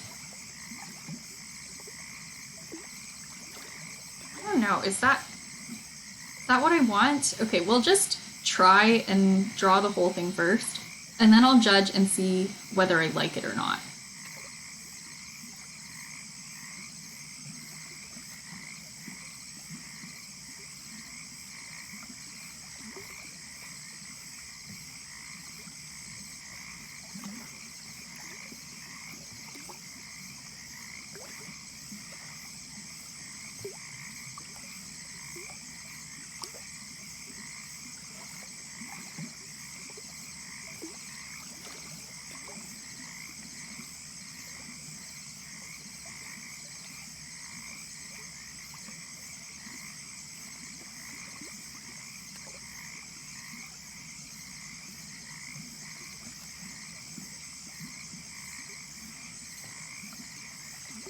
So I'm gonna like roughly erase around some of the toes and things, we don't want it to be that sloppy. We want it to be like delightfully kind of messy. Like in a whimsical way, you know? We want whimsy.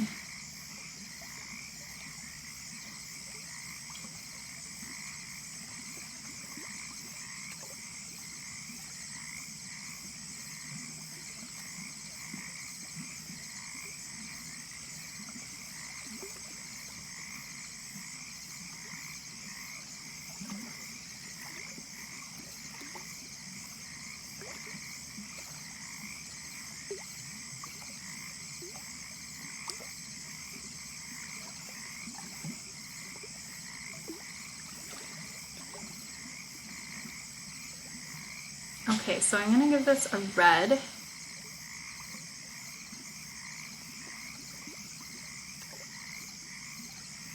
And then we'll use an orange, like a bright orange, and just fill that in. So it'll be that classic like orange to red gradient, which I just kind of ruined by not making it a gradient.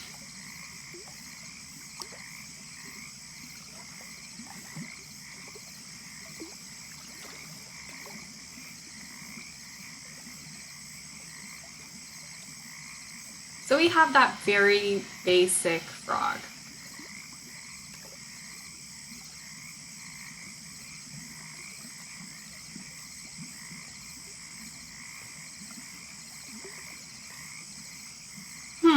Okay, and for the orange, we need like kind of a peachy pink for the mouth.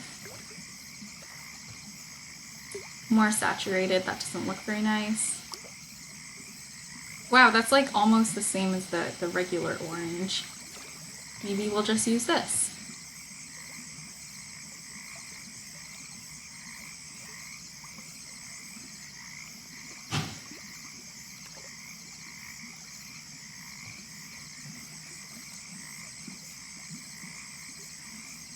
Okay, so I guess that's like our basic frog. That's what we have. Okay, I'm into that.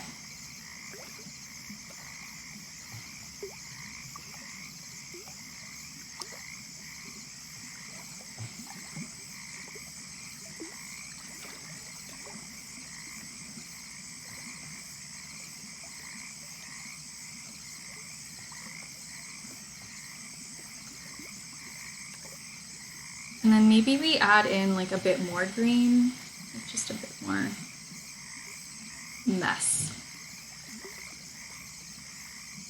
Like just here and there, you know? A little around the eyes. Okay, well there we go. That's the first frog, the basic frog.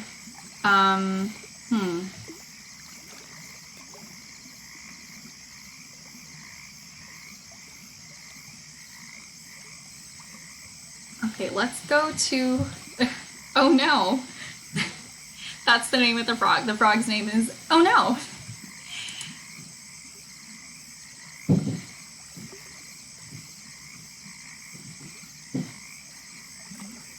Okay. Now that I've colored one frog, I feel less intimidated by the prospect of coloring in 7 or so more.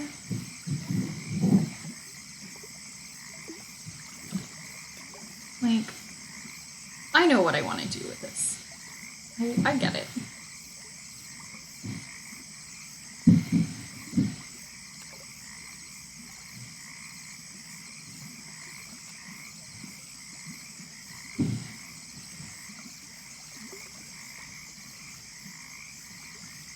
But yeah, if you're here in the stream and you've just found my channel, I would love to see you again. So definitely consider following so that you can get notifications for the next time I go live. And it would help out the channel a lot.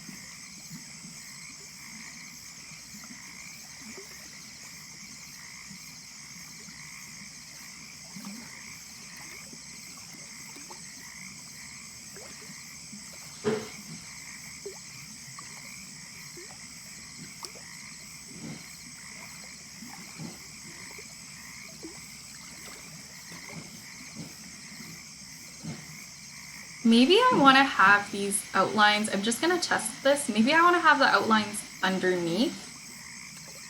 No, I don't like that. I like having the sketch lines on top of the color. I think it just looks fun.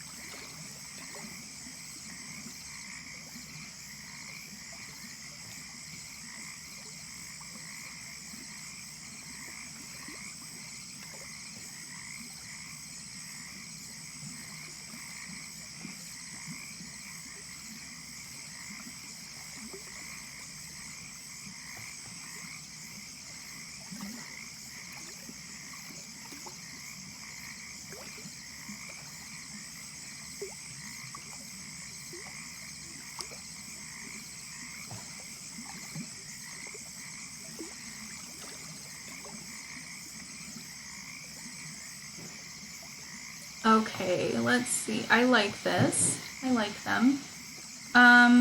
Okay, next we have Party Time Frog.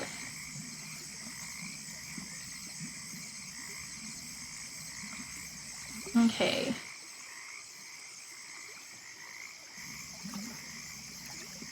I'm gonna make all these frogs green because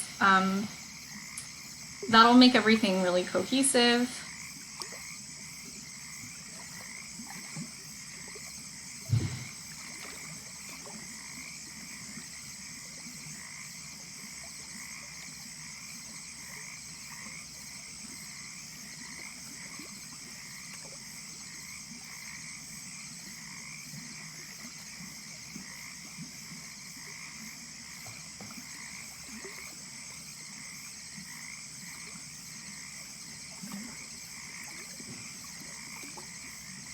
You can learn a lot of things. Hi, baby soul. Hello. I was just about to launch into song. But yeah, nice to see you on the channel. Hello.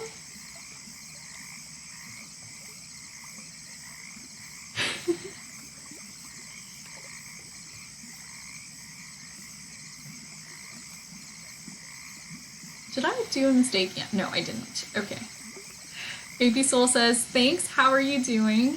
Yeah, I'm doing well. I'm designing a whole sticker sheet of frogs for my upcoming showcase on April 9th, so that's super exciting. Haven't designed stickers for a really long time, but you know what? Hanging out with you guys on stream is making it a really fun process. So this is where we started. We had a whole bunch of frog sketches. So the first one we have is the basic one. Next we have Party Frog. We have this cowboy buddy. We have a flower frog. Oh, these go by so fast. We have this really upset frog. I don't know why they're so upset. We have a tadpole.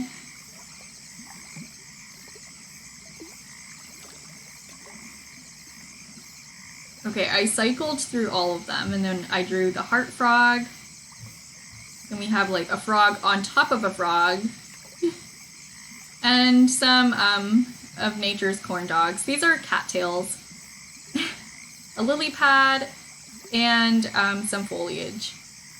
So yeah, that's all of our stickers so far.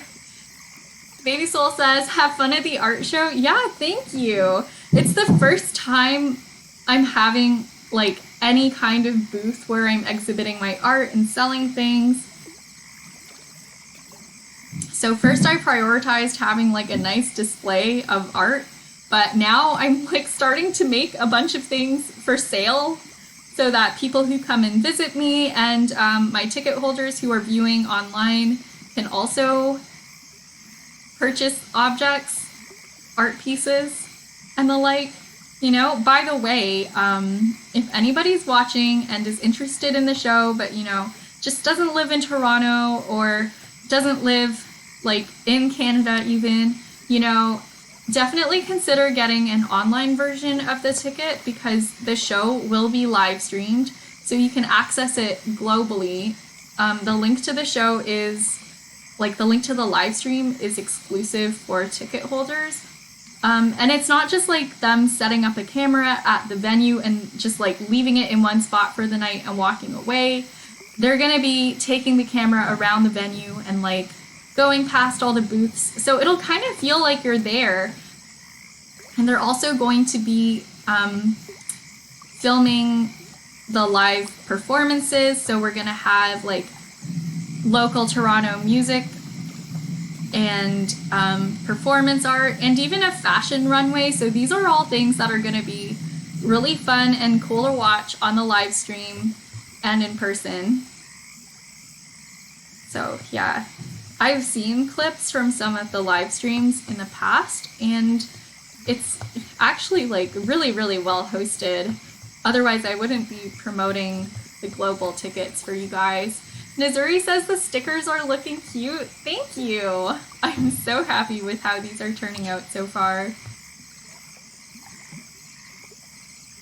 So yeah, if you want to spend a night in Toronto digitally from anywhere in the world, or you know somebody who's interested in an art show like this, there's even going to be like live makeup artists as well. Like people live there working on makeup art, which I think is pretty rad as like a makeup fan myself. I love watching other people do makeup. Yeah, if you're interested or anyone else you know is interested, definitely let them know that this is happening. It's on April 9th. You can also use the show command on Nightbot. Baby Soul says, I live in Germany, so I would have to watch it on stream. I think they're streaming it like with a private link on YouTube and on, what was it? Vimeo.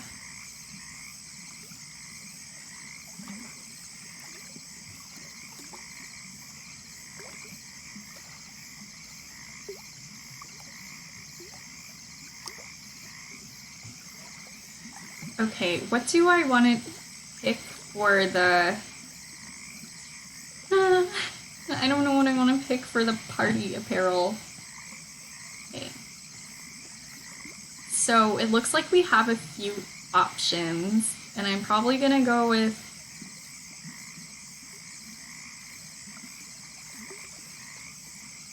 purple and orange. Or purple and light blue. I think we'll do purple and light blue. I don't know why I have so many different swatches of purple. It's actually extremely unnecessary. These are all like the same color. I don't see a difference. I mean, I do see a difference, but I don't see like functionally how it would make a difference.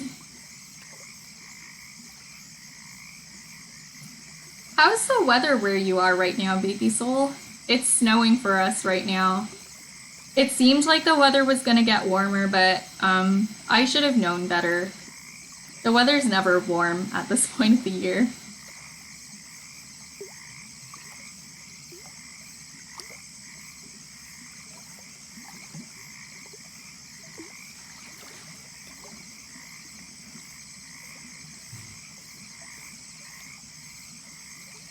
You live in Hamburg, so the weather is mostly bad. It's been like kind of warm and snowing, so that the snow is like melting as it hits the ground, but there's a lot of snow coming down. Which is good, because I mean, we're not getting like backed up traffic and stuff. But oh, how I yearn for summertime.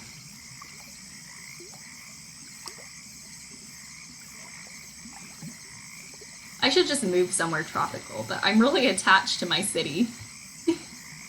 Baby Soul says there are even memes about our weather. Oh no. I recently got into this YouTube channel where it's like two Canadian guys who have like German heritage, and then they like retell the children's stories that they grew up hearing.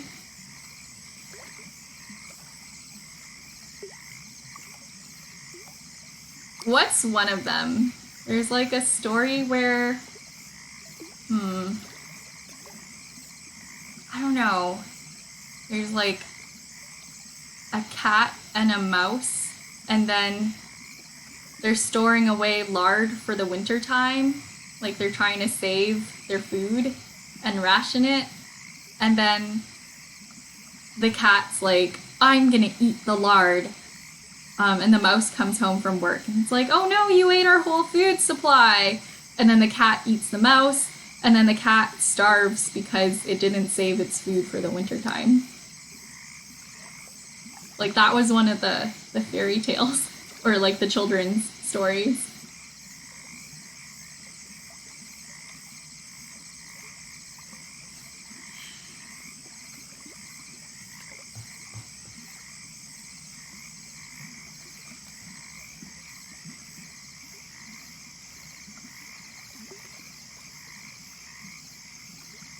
What are these things called? Like the things that you put in your mouth and then they make a little hearty noise. I'm gonna look it up. I'm gonna look up paper mouth party thing. Paper tube mouth party toy. What are these called? These are called party horns. Party horns? And it makes like a little horn noise. Yeah. Okay. I guess I know what this is called now.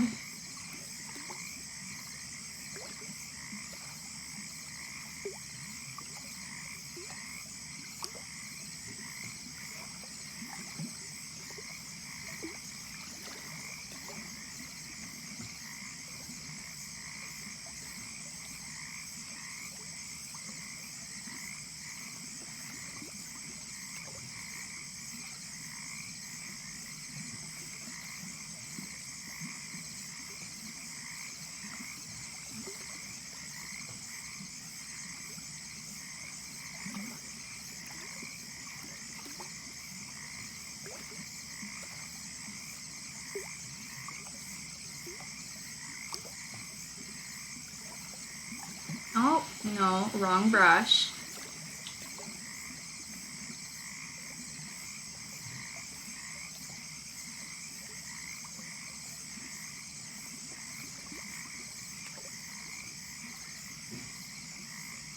But yeah, it's kind of funny when there's a very commonplace object and then you realize that you've never had to know what its name is. Like these things. I didn't know they were called party horns.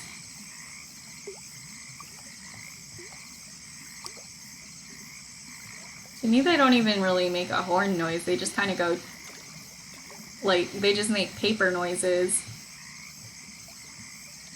I don't really consider them to be a noise maker. But sure, you know, sure.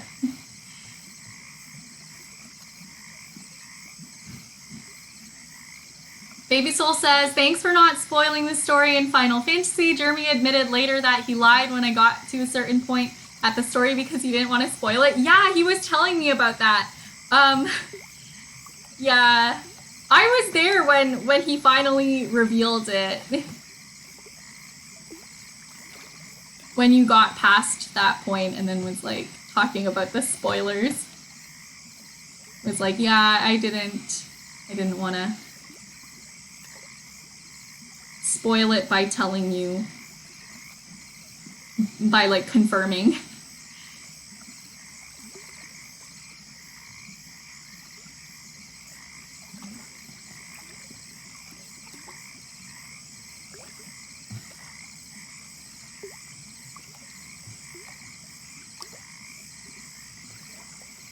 You've been progressing through Final Fantasy so fast at like an amazing rate. It's kind of cool to pop in now and then and see like where you are in the story. I don't play myself because I don't think I have the coordination to do so.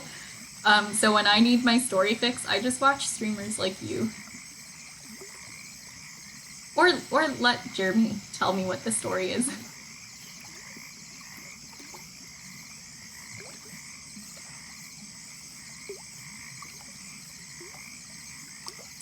He's very detailed when he is allowed to spoil things, which I appreciate.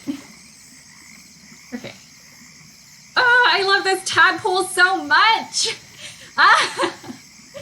I really like this character a lot.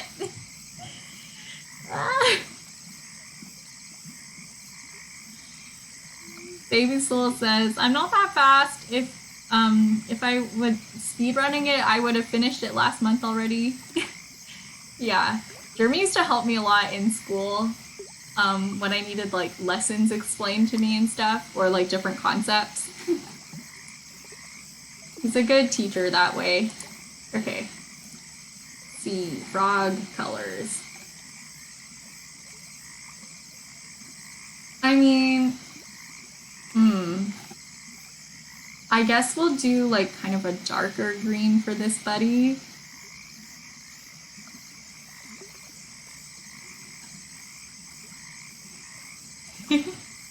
Jeremy's not even here right now, but I want him to watch this VOD and find all of the nice things we said about him. And that's how you do it, you guys. That's how you talk behind someone's back. You say nice things.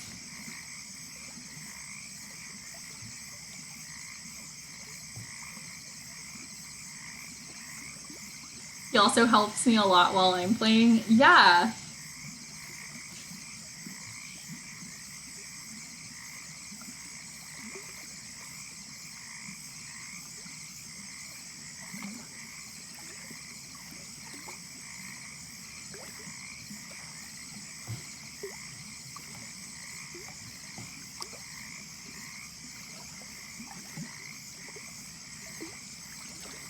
Jeremy's next stream is on Wednesday, and I'm very excited because I think there's a cool announcement, but I'm gonna let him tell you guys. So if you want to know, you'll just have to follow him, I guess.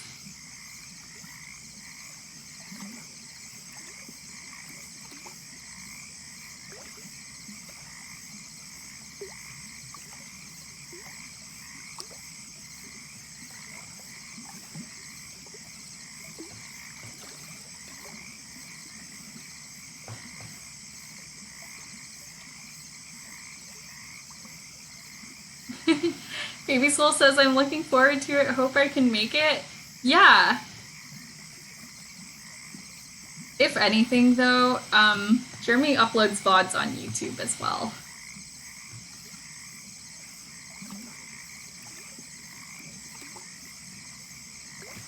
Let me just link to his channel since I've been talking about him.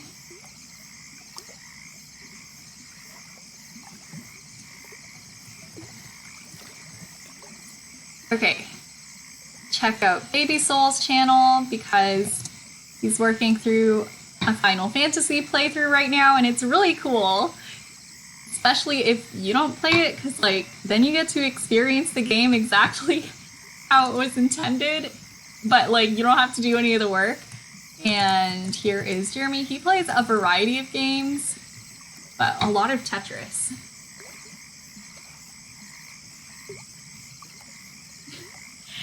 Aw, of course, you're welcome.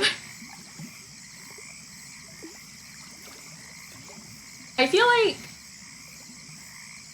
like lately I've been like kind of stumbling over my words a little more. Leviathan says, and they're both Jestress mains. Hi Leviathan, how are you? Hey, long time no see. Always great to have you in the chat. What a lovely surprise. You just got off work? Great. Yeah, I hope you get to relax at home and you're having a nice time. But yeah, I saw this post on Instagram, right? And it was somebody who's like, oh,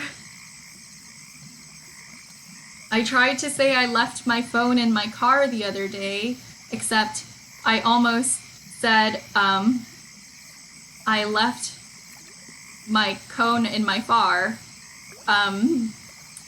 And they were like, oh, that would have been really embarrassing. So I fixed it, and what I said instead was, oh, my fart cone. And that's how I've been feeling lately on stream. I feel like my brain is going faster than my mouth can move, and then I say some really interesting phrases. And it's probably not that noticeable for everyone else, but I notice it. And then it just makes me like more self-conscious and I slip up more.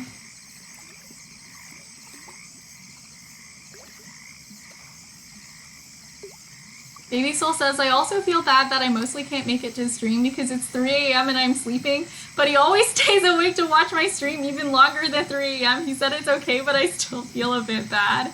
No, it's okay. Jeremy just has a really bad sleep schedule. On my birthday, my sleep schedule flipped from like almost purely nocturnal to like purely diurnal, so I'm only awake in the daytime now. And I sleep much earlier. So thank you to the universe for that wonderful birthday gift.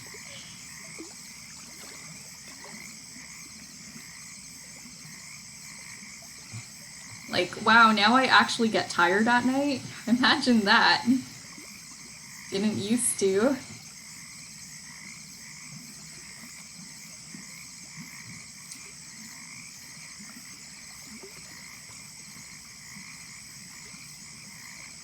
Okay, let's see. I guess I have to color in the mouth. I'll just make it this dark green. And then for the eyes, we'll go with like a striking blue. Okay, there we go. There's our tadpole. It's actually technically, I think, a froglet. I don't know. No, a froglet would have 4 legs and a tail. This is still a tadpole. Oh, Baby Soul said, sorry you're stream lagged. What did you get as a birthday gift? I got a good sleep schedule. I switched from being nocturnal to diurnal on my birthday. The universe's gift to me was being tired at night. So my entire sleep schedule did a 180 on my birthday. I know, right? It is pretty pog.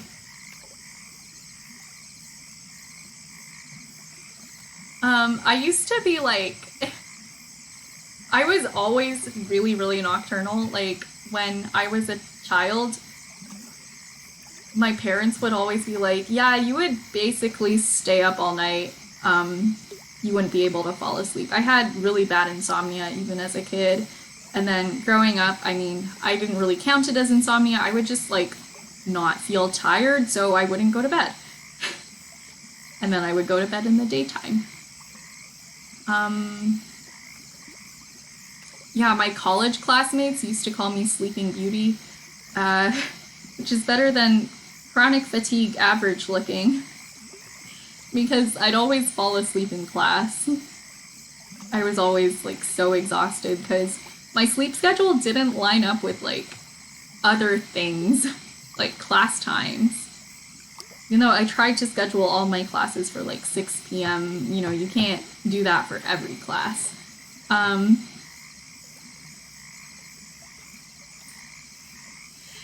Baby Soul says, I also used to stay up all night back then, but now I'm tired more often, so I sleep at night more often and also during the daytime. Yeah, I'm still trying to like, I think maybe if I sleep earlier, I'll sleep better and then not have to like nap in the middle of the day. But I mean, I can have a little nap as a treat.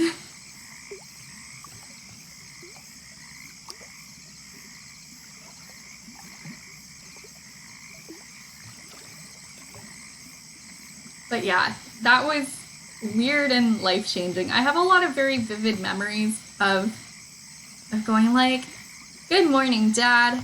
That I can see the sun and the moon at the same time. Is it morning yet? And he's like, were you awake all night? Go to bed. It's like 4 in the morning. Leviathan says, I nap daily, but they're sending us back to the office April 4th, so I gotta cut that out. No! No! This is one of the perks of freelancing, is nobody can tell me I'm not allowed to nap. I tell myself I'm not allowed to nap, though. I'm still trying to work on not doing that. Does anyone else get really guilty that sleep is a necessity? Sometimes I'm just in this like workaholic mindset and I'm like, sleep is not a productive activity. You're not allowed to sleep. And then I'll deliberately like postpone rest even though I know I need it. I'm like, the only productive activity is work.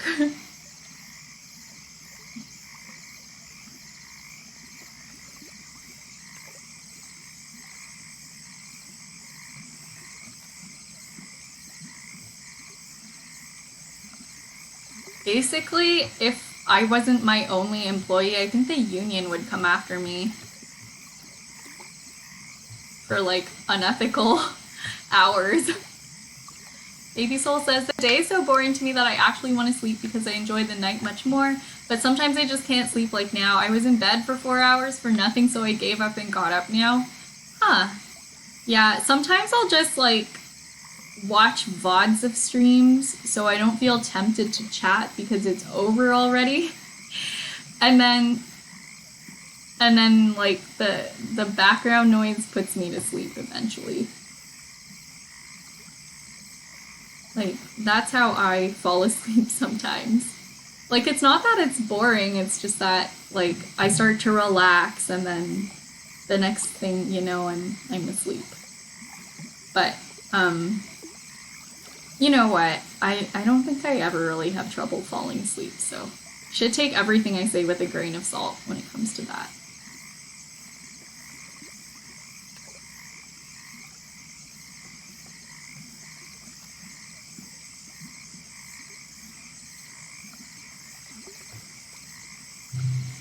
Like, I had trouble like going to bed, but I didn't have trouble falling asleep. Because I never try to go to bed unless I'm tired. You watch YouTube videos or read webtoons? Yeah.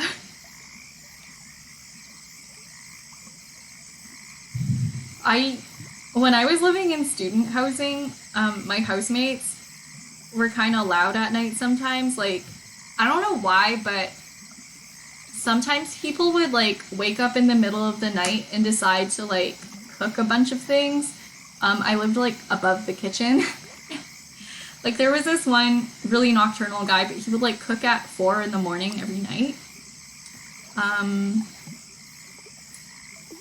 And then because the sound of the cabinets opening and closing were like really disruptive, I used my laptop to play train sounds, so like the sound of trains running over train tracks, because it kind of has like, it kind of camouflages the sound of the cupboards, because it just sounds like a cupboard constantly banging, because it's like constantly opening and shutting, because it's like, you know, the sound of train tracks.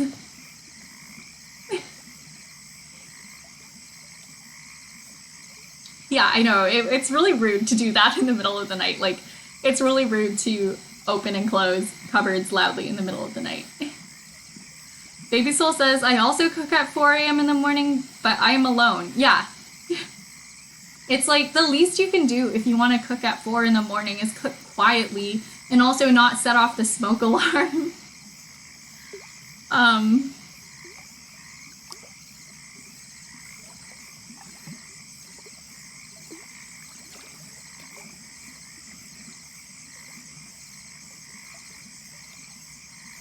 Like, I understand you gotta eat, it's just loud, but I basically found like a life hack for myself, and I would just like play train noises quietly next to my bed, and then yeah, that just covered up any of the sounds, and then I got really used to that sound.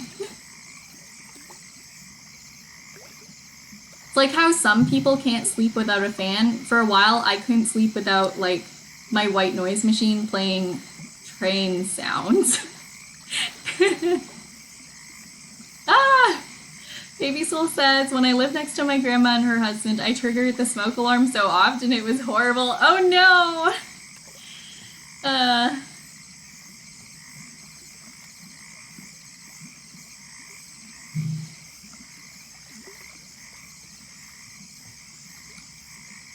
yeah, we used to have like smoke alarms in the dorms, so this was a different place. This wasn't like a student housing apartment. This was just like the dorms in the actual school.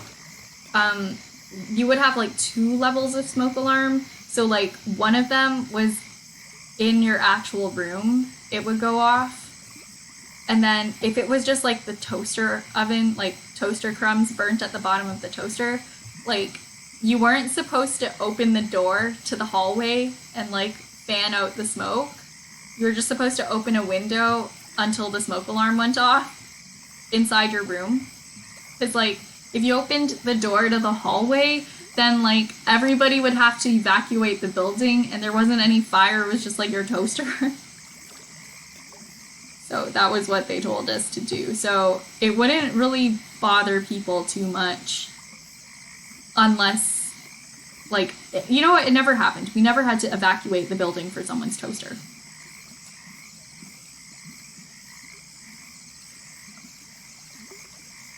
Now you live below them, but I haven't triggered the smoke alarm yet, thankfully. Nice! That's the character development we like to see with cooking.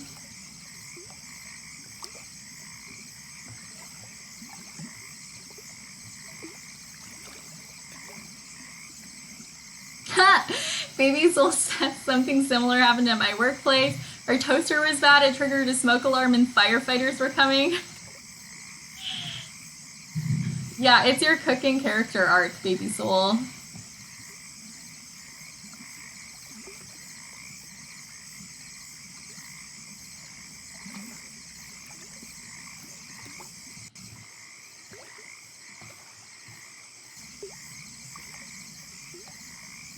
But yeah, honestly, I'm just gonna say this, it's a bit of a hot take, but like the college organization itself, like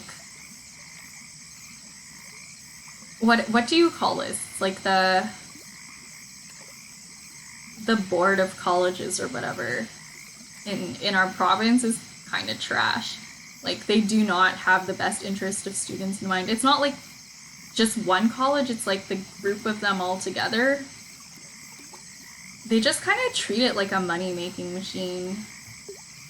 Like a way to squeeze tuition out of students. And like maximize their profits. So right now, I think the professors and stuff are about to go on strike again because their demands as like employees are not being met. And it's like, can you just treat the teachers fairly and treat the students fairly and like treat us like people? I don't know.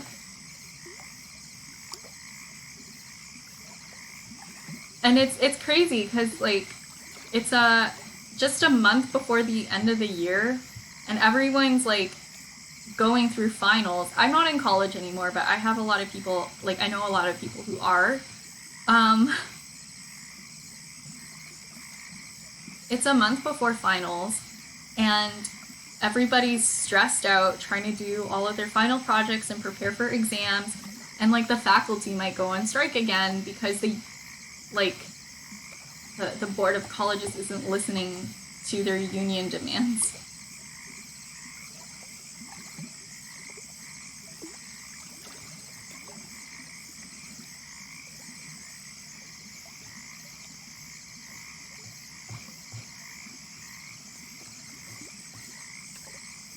And then like if a strike happens. Like, a strike happened while I was there, and it lasted like 2 months. It's pretty crazy. And then the rest of the year was like really hectic because we had to like squeeze everything back into the timeline of the school year.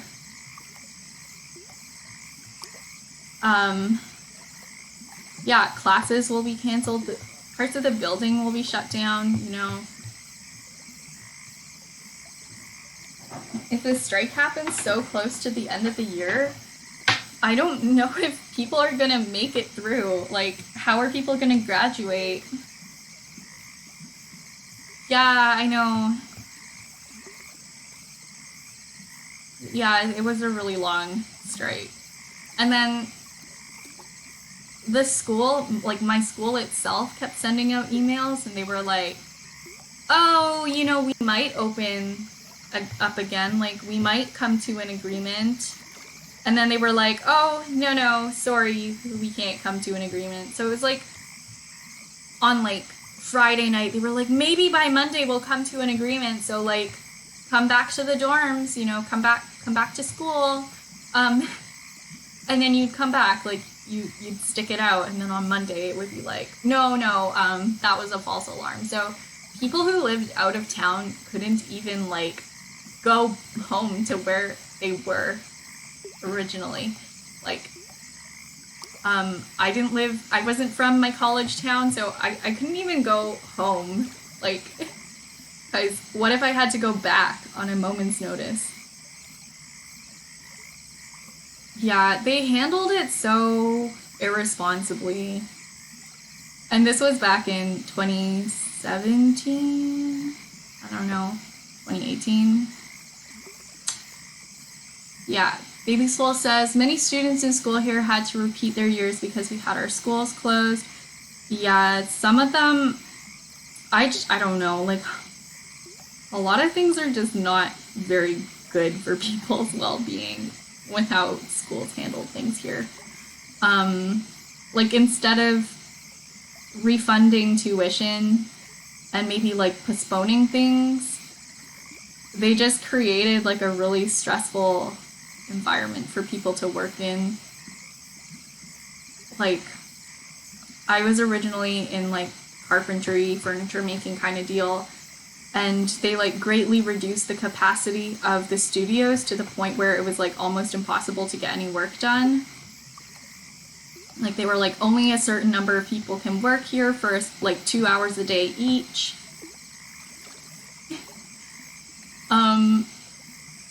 So like, how are you supposed to pass? Like, I don't, like, you're gonna fail and then you're gonna have to repeat your year. So yeah, that's my gripe with colleges in Ontario. Rant over. Yeah, I don't know. I don't miss being in school. I'm glad that I get to make my own hours and my own schedule. It's like, and that I have time to eat and sleep, and hopefully I pick up exercising as well. Today I did like overhead presses for the first time in a long time. It's like, you know, when you hold a weight and then you go up like that. You too, Baby Soul? Yeah.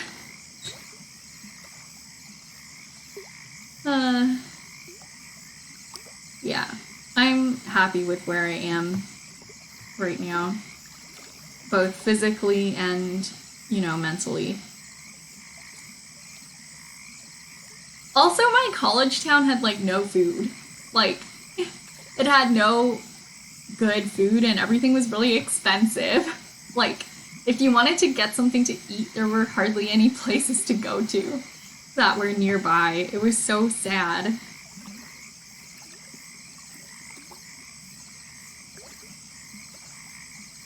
Just like a sad suburban town.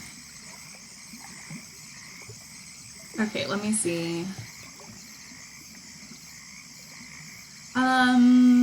Yeah, so I did like the overhead presses, which I haven't done for a really long time. I really like exercising with like free weights because I feel like my form is a lot better than when I work out with the machines. And then my shoulders clicked every time I did a rep. Like, what the heck? Not in like a painful way, but in a way where I could clearly tell that I really needed exercise. Like my joints were literally creaking. They didn't hurt, they were just making a sound.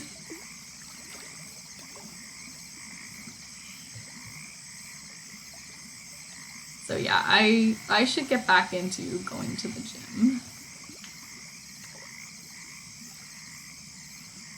I should, I really should.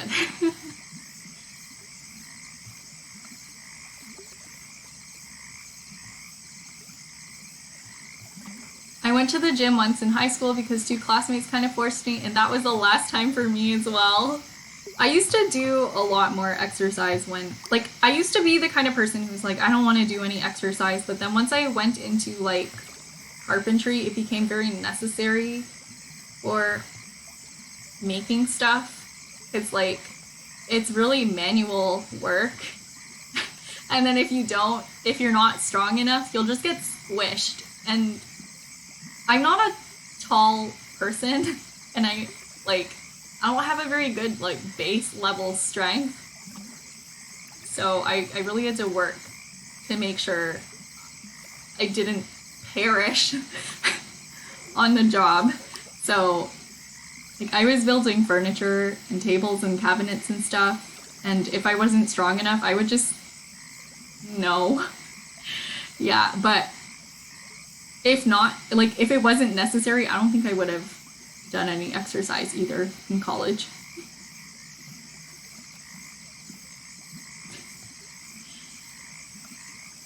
Man, I used to be strong, and now, like,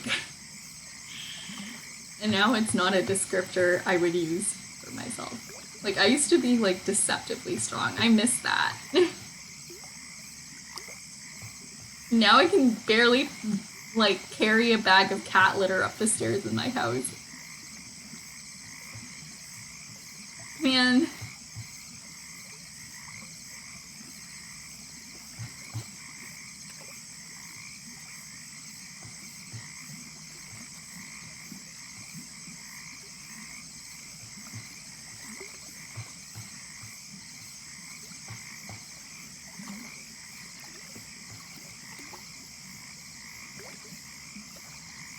You know what? Maybe I'll start with like body weight exercises and like calisthenic type stuff at home. Then I don't have to like physically travel to a gym. And then like I don't have to pay for a gym membership. Yeah? That sounds like a good start.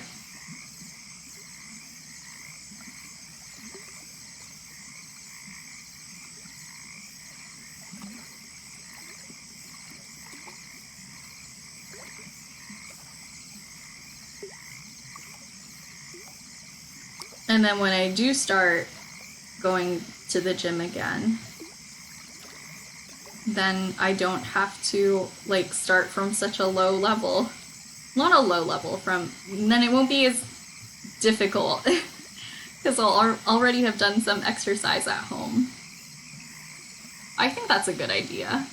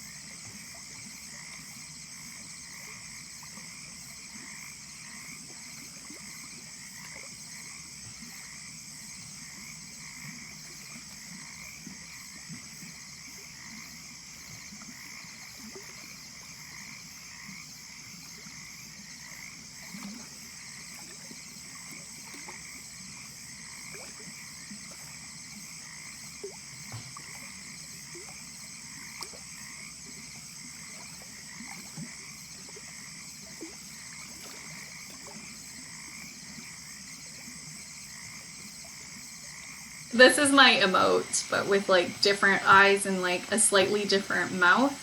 Instead of dark green lips like my emote has, or maybe my emote has like a green mouth. I don't remember. When we've gone for like orange and dark orange.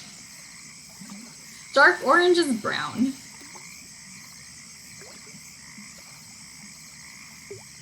Okay, I'm gonna take a sip of water. You guys make sure you stay hydrated too.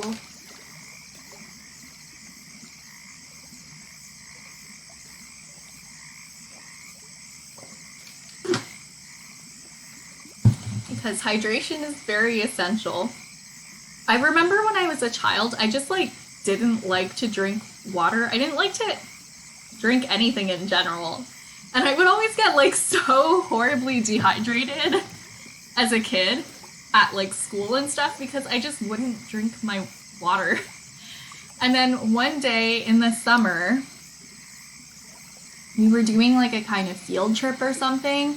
Maybe it was like during summer camp, I'm not sure. And then we were walking from like one place to another in the hot summer sun. And because I was like a bingus child, I like hadn't drank any water that day.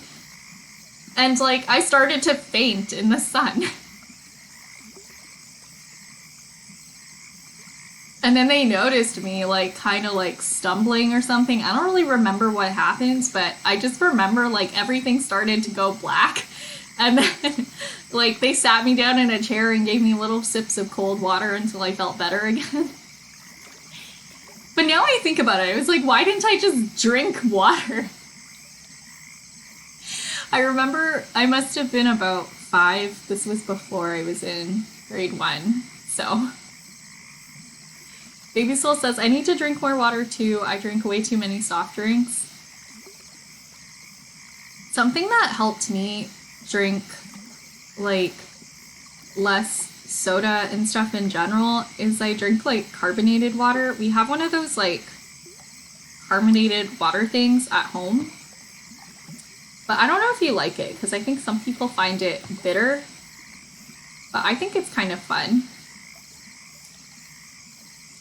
And then sometimes I'll put like a little orange juice in, and it's like carbonated orange juice, but like it's definitely not as sugary as the soft drinks.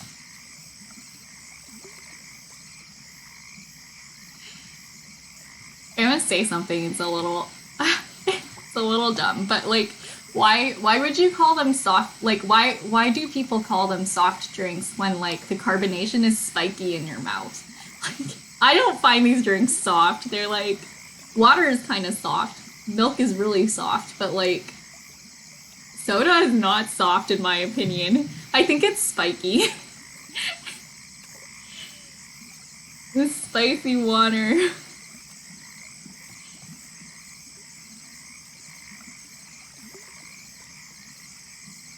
Like, I understand the name pop, because like the bubbles do pop. But like, I don't understand like why it's a soft drink.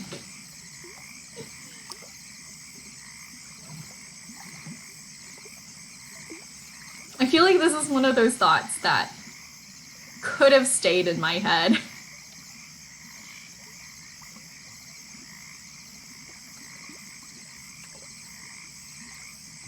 It's one of those like just shower thoughts.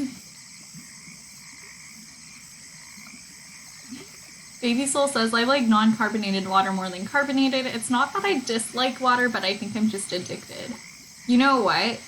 I get that though, because I have like a crazy sweet tooth, and like I've been trying really hard to cut off like sugar because it's just not healthy to eat that much. Like, I would like to have less sweets and less like little spoonfuls of jam.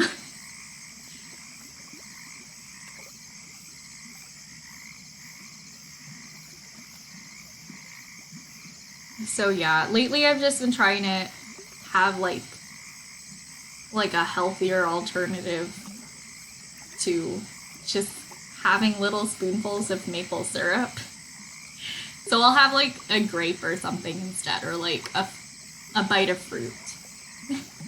That's That's my solution. Or sometimes I drink water and then my craving for like spoons of sugar goes away. I don't know why, like, why I would crave that in the first place, but sugar is very addictive. I agree.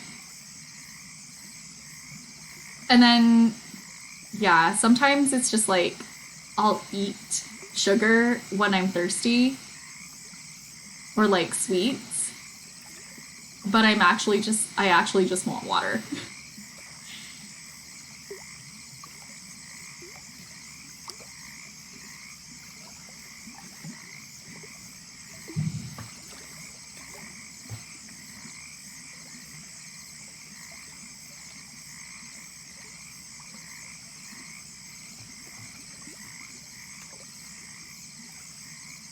The red looks kind of scary. I kind of like it though.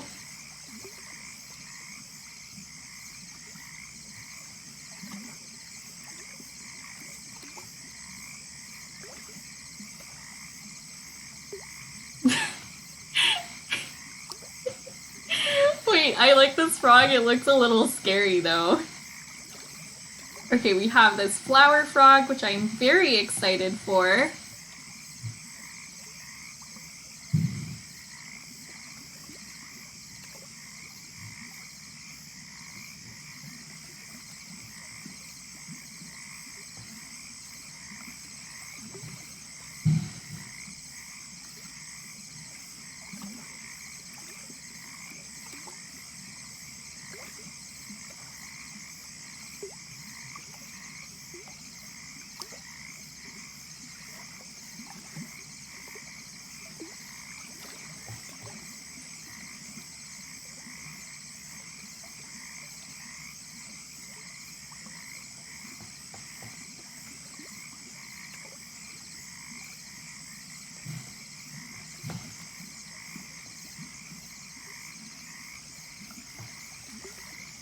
I'm so happy with these frogs so far. I wonder what I'm gonna do for the next sticker set. Oh wait. For anybody who like got here in the last hour or so, I didn't show you the other stuff I've been working on. So I've been working on a series of like characters inspired by flowers, and then I was like, oh, I should do a piece inspired by like Tang Dynasty Chinese fashion, because like I really like researching ancient China's like styles and like just like clothing, makeup, accessories, things like that, because that I'm really into that in the modern day. But I like to see what it was like in history, and then I have like a cultural connection to China because like that's where my roots are. And I also know that the flower peony, so the flower that this lady is wearing on her head, is really significant in ancient Chinese art, or like just Chinese art in general. So I was like, oh, why don't I connect all of these things and like design a character inspired by this flower? And then just by chance, I found this painting of a character from that era wearing that flower in her hair. And it was so cool. Like, I was like, yeah, I'm so glad I made that connection. Like, I didn't know that that flower was so significant in art all the way back to the Tang Dynasty, like a millennium ago. But yeah. Hang on, let me break this drawing down. So this is what the underskirt looks like. And then over top of that, let me just, I do like this layer. Okay, so over top of that, we have this skirt. Well, no, this overcoat, and it's gonna be see-through. So you'll be able to see the underskirt underneath it. But this has like petals, like a peony, so it's like this translucent shawl, I guess. And then on top of that is gonna be like another scarf. And I wanna like basically fill the room with floral motifs. It's gonna be really cool. You like it? I'm so glad, baby soul. So this is the one that I'm working on right now. this other one that I've done on stream is based on like the thorns of roses. So it's based on roses, but like specifically the thorns. And then I designed this character originally when I was in high school, so maybe like 5 years ago, or even 6, because it was like a September of my last year of high school. Yeah, 6 years ago. And it's really cool to see how my art has improved since then, because like I wanted to represent the character kind of like this back then, but I just didn't have the drawing chops to pull it off. So yeah, this is this like rose thorn warrior. I just call her Thorn. I just have to shade the boots, the spear end of that morning star, and the belt buckle, and do the background, and I think I'll be done. So that's like a few things to finish, but we're almost done this piece. And this is the other character that I'm working on. So her thing is like poison, because she's a foxglove flower. So foxgloves basically look like the shape of her skirt, and in some ways they have like medicinal properties if you like distill them, and like they can be used to treat heart arrhythmia, but if you consume too much of it, like it's lethal. So yeah. And I have an alternate version of this piece, like basically with the lights on. You like the purple? Ah, thank you. Yeah, I think like the purple and the green is a very like juicy color combination. Yeah, so this is like lights on and this is lights off. Yeah. So this is also a character I designed originally like 6 years ago, and then I kind of came back to it. So yeah, they're all kind of part of the same canon of flower people.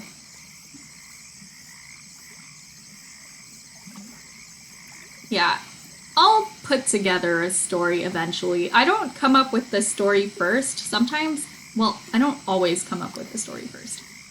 Sometimes I'll come up with like the designs first, and then I start to like weave them together in a story until I have something. I rarely ever like come up with a story and then fill like the gaps with the design. If that makes sense. Like I rarely think of something and then design the characters. Whenever I try to do that, the character designs don't really look that good. You know, whenever I write the story first and then I design the characters to fit the story, I don't like my designs. But when I design the characters first and then I come up with like a story to fit the designs, then the story gets really interesting and the characters look good. So that's how I like to do things now. Kind of a recent epiphany for me as well though, because for the longest time I was like, okay, we gotta write a story first. And then I would spend a really long time designing like character sheet after character sheet, and feeling like none of the characters really fit the look that I wanted for the story. But like, if you come up with something you already like the look of, I think it's easier to figure out a story for it.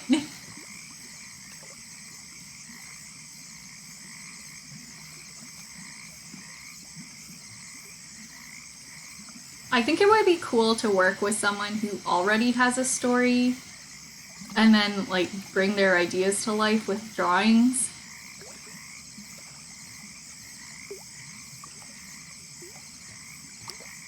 It's always cool to collaborate as somebody who like mainly works on my own. That's why that collaboration with Corey Clark was so cool, because I was like making art based on music, and it was someone else's music too.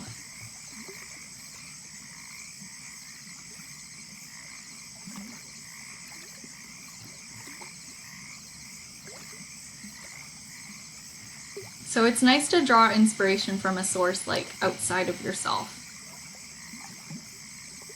And then not just like a static source that is already put down, but like an actual person who's like changing and talking to you as you work. That's always fun and good. I don't know if that really makes sense. Like, collaborating with a person and actually being able to talk to them is so much more dynamic than, for example, what I was doing with the Tang Dynasty painting. Like, that was painted, in like 600 BC. I'm not going to be able to actually, interact with the person who painted that. So it's different, even though you are getting inspiration from like an outside source. Like, it's just different.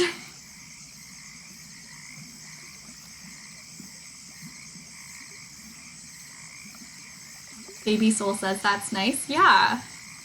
Thanks.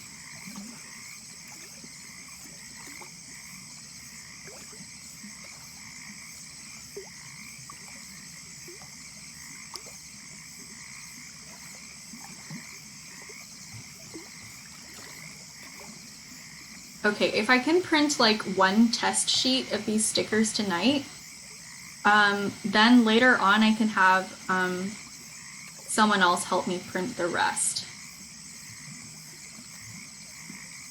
So I just have to make like the first prototype, get the process all down, and then someone can help.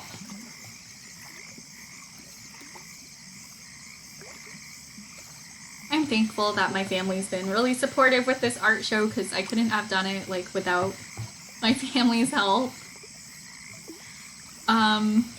And they're like, yeah, how can we help you get set up for this? And I'm like, I don't know. I don't know how to ask for help. But I got some tips from Tori and Remy today. By the way, oh, hi, Bunny! How are you? We're working on some stickers, like a sticker sheet for my upcoming show. Let me like shout out Tori because I've been talking about him a lot. He does improv music, and I hope that we're able to collab again sometime where I make art based on his music. And also, Remy Studio is a really cool pottery artist.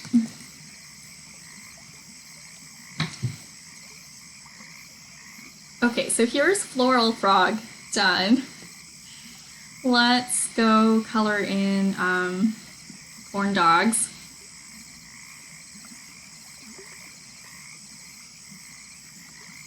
But yeah, I've been doing great. I feel like we're having a very productive stream, which is always nice.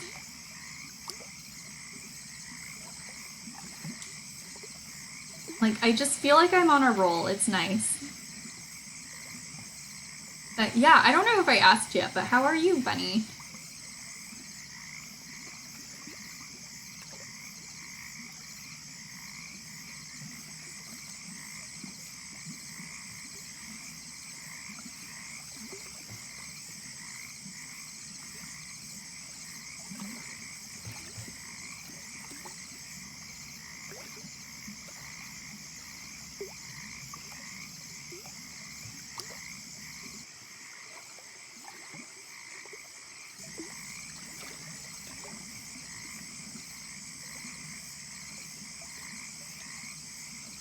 Bunny says, I'm doing fine, been a bit busy as I've been in the middle of moving. Wow, that's big.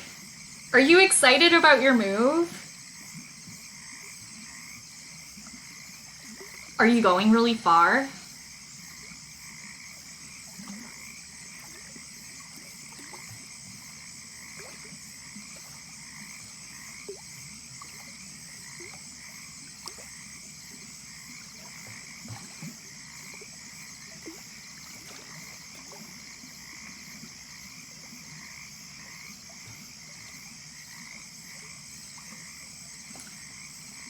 Hi, Jeremy, welcome back. Hey, whoop, I dropped my pen. I'm surprised that my pen still works after a year of almost dropping it all the time. I know that's like bad, I know that's not what anyone wants to hear, but, yeah. A little clumsy. A little too clumsy for my own good. Jeremy says Dimple dropping her pen, classic. Yeah, most of the time I catch it in midair. Today I like straight up just dropped it on the floor, which is not a good feeling.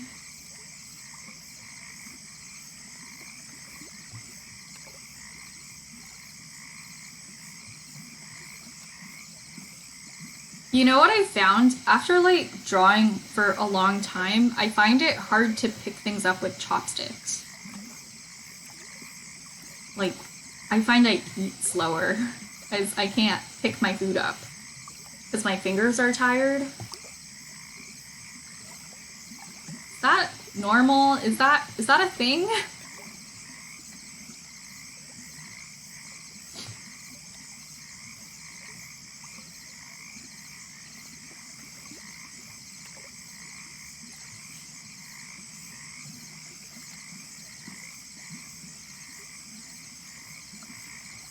Jeremy says, I wouldn't know as I don't draw often. What about writing? I feel like it exercises the same muscles. Oh my goodness. Instead of looking up cattails, I almost searched up corn dog. No, we're looking up cattails. And not like cat's tails, but the plant cattails. Okay, so they have a little orange, thing at the top. You're moving across the country. What the heck? Yeah, I hope that your move goes smoothly. Is it for an exciting reason?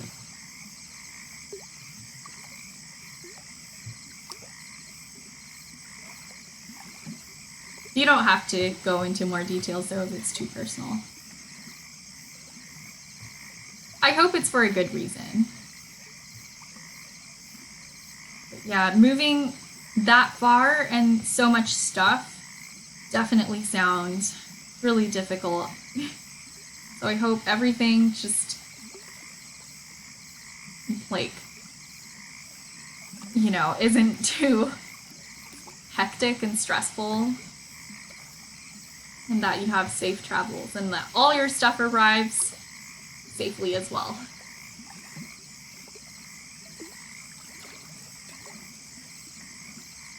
Okay, so we have our corn dogs.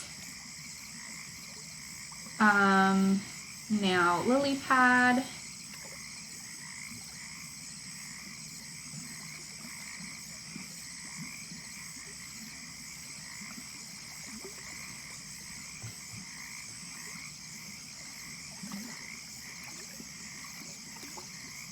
The lily pad, the cattails, and the like floating foliage on top of the water is gonna be a different color than everything else, like a different shade of green, just to differentiate it. It's gonna be more this like, I want to say arsenic green, but that's kind of morbid. I mean, arsenic green is legitimately a shade of green. And this is just what comes to mind, like that. This just looks like that, okay?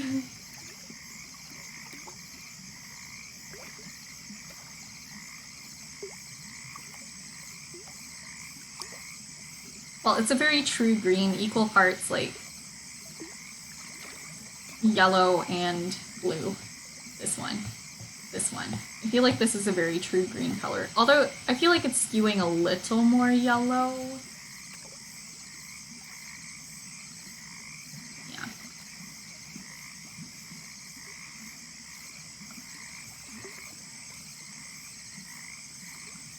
Well, don't want to make the colors too smooth.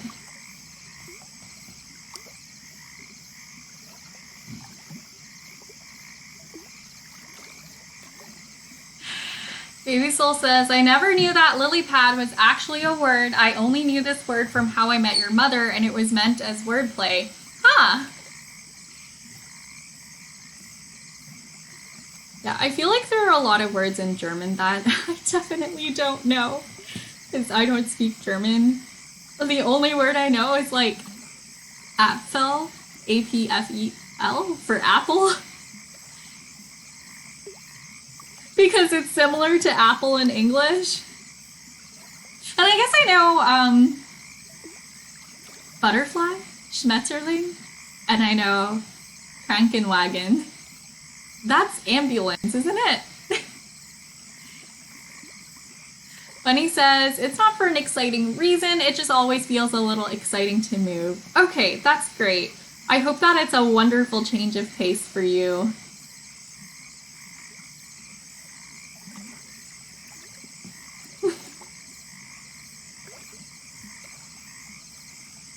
Baby Soul said the second you said the German word, the stream lagged. The first one I said was Apfel, A-P-F-E-L for apple. And then the second one I said was, oh no, what did I say? Schmetterling, which is supposed to be, I'm trying to say butterfly.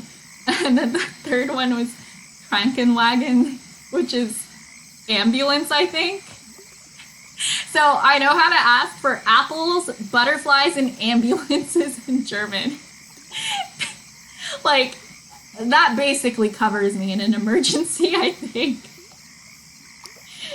Hungry, butterflies, and take me to the hospital, please.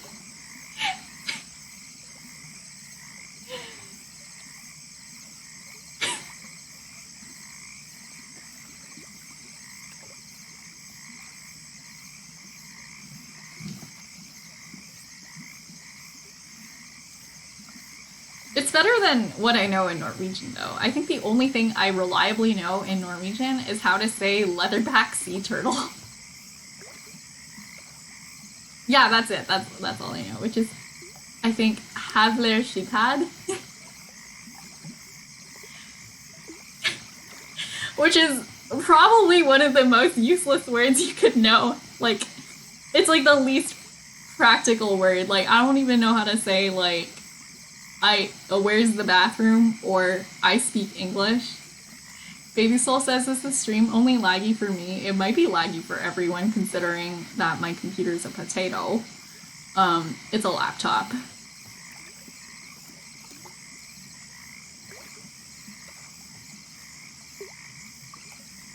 I don't know, how's the stream for you guys? Is it laggy? Well, I know how it is for Baby Soul. I know it's laggy for him. But, you know. Let me know. Jeremy says, I haven't noticed anything, but I'm lurking as I'm working right now. Fair enough. Well, I guess if you haven't noticed anything, it's probably fine. I don't know.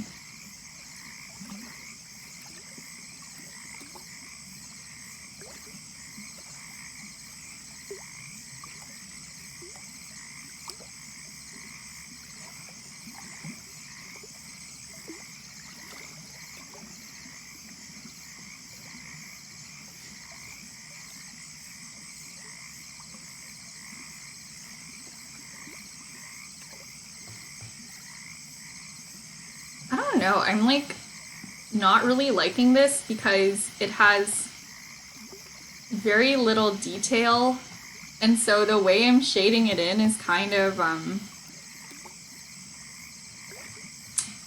too detailed because I'm trying to make up for the lack of lines. I don't know. Whatever, I'll just call that done. And we're gonna draw the foliage right now.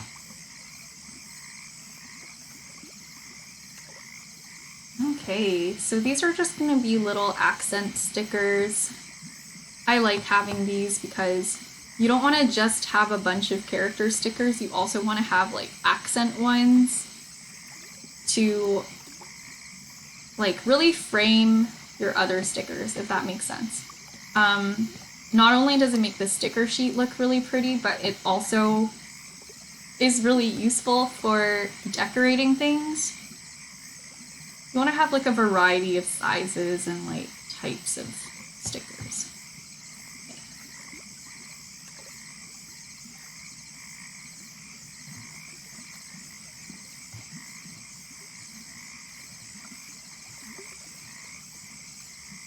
Oh.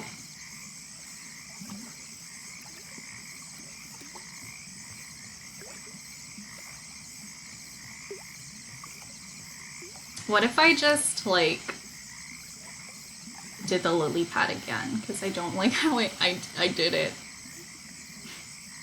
I'm not crazy about it. I'm gonna... I'm just gonna, go back to it. Sorry, like, real quick and redo it. Because I'm ridiculous and it needs to be this way. Okay. Let's try that again. And try to pick colors that I like this time and not be too detailed with my coloring style. Not too many gradients. We want something simple and, like, whimsical.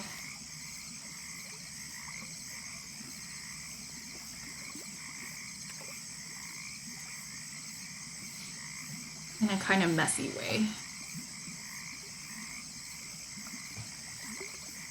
Jeremy says, I have a problem where I never use any stickers that I have. Me too. I do that too. I just hoard stickers. You know what? I still have stickers that I have hoarded from when I was in first grade. Like, I just don't use them because I'm like, oh, but they're so beautiful. I don't want to waste them. Baby Soul says, sorry I'm back, my internet died. Oh no! Welcome back!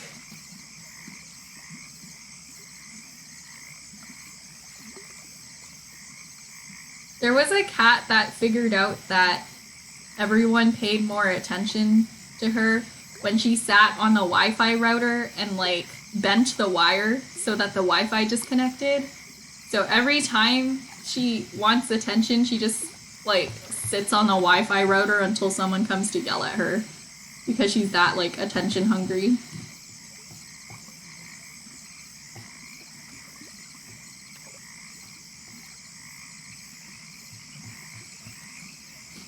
Jeremy says, I have a KKB sticker I should use. Yeah, what I did with that is I displayed it on my wall and I never peeled it either. Operant conditioning? Is that like Pavlov's dogs? 'Cause I don't know the different types of conditioning. I'm not a neuroscience major. I was a furniture making major. I can tell you a little about dovetail joints, but I can't really tell you about operant conditioning. Jeremy says, Pavlov is classical conditioning. Okay, what's the difference? I would like to know.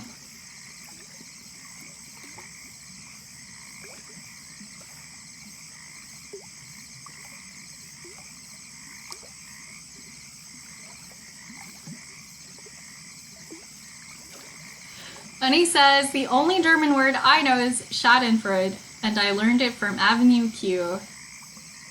Oh, I guess I know Guten Tag. I know that. I know that one.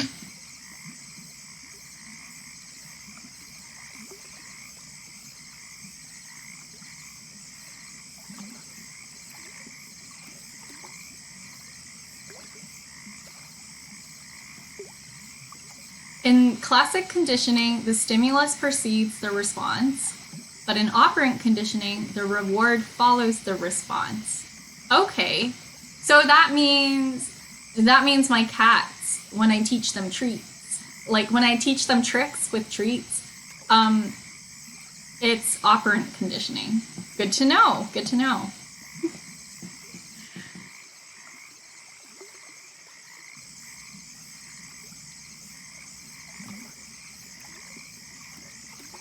Whoa, that's very pink.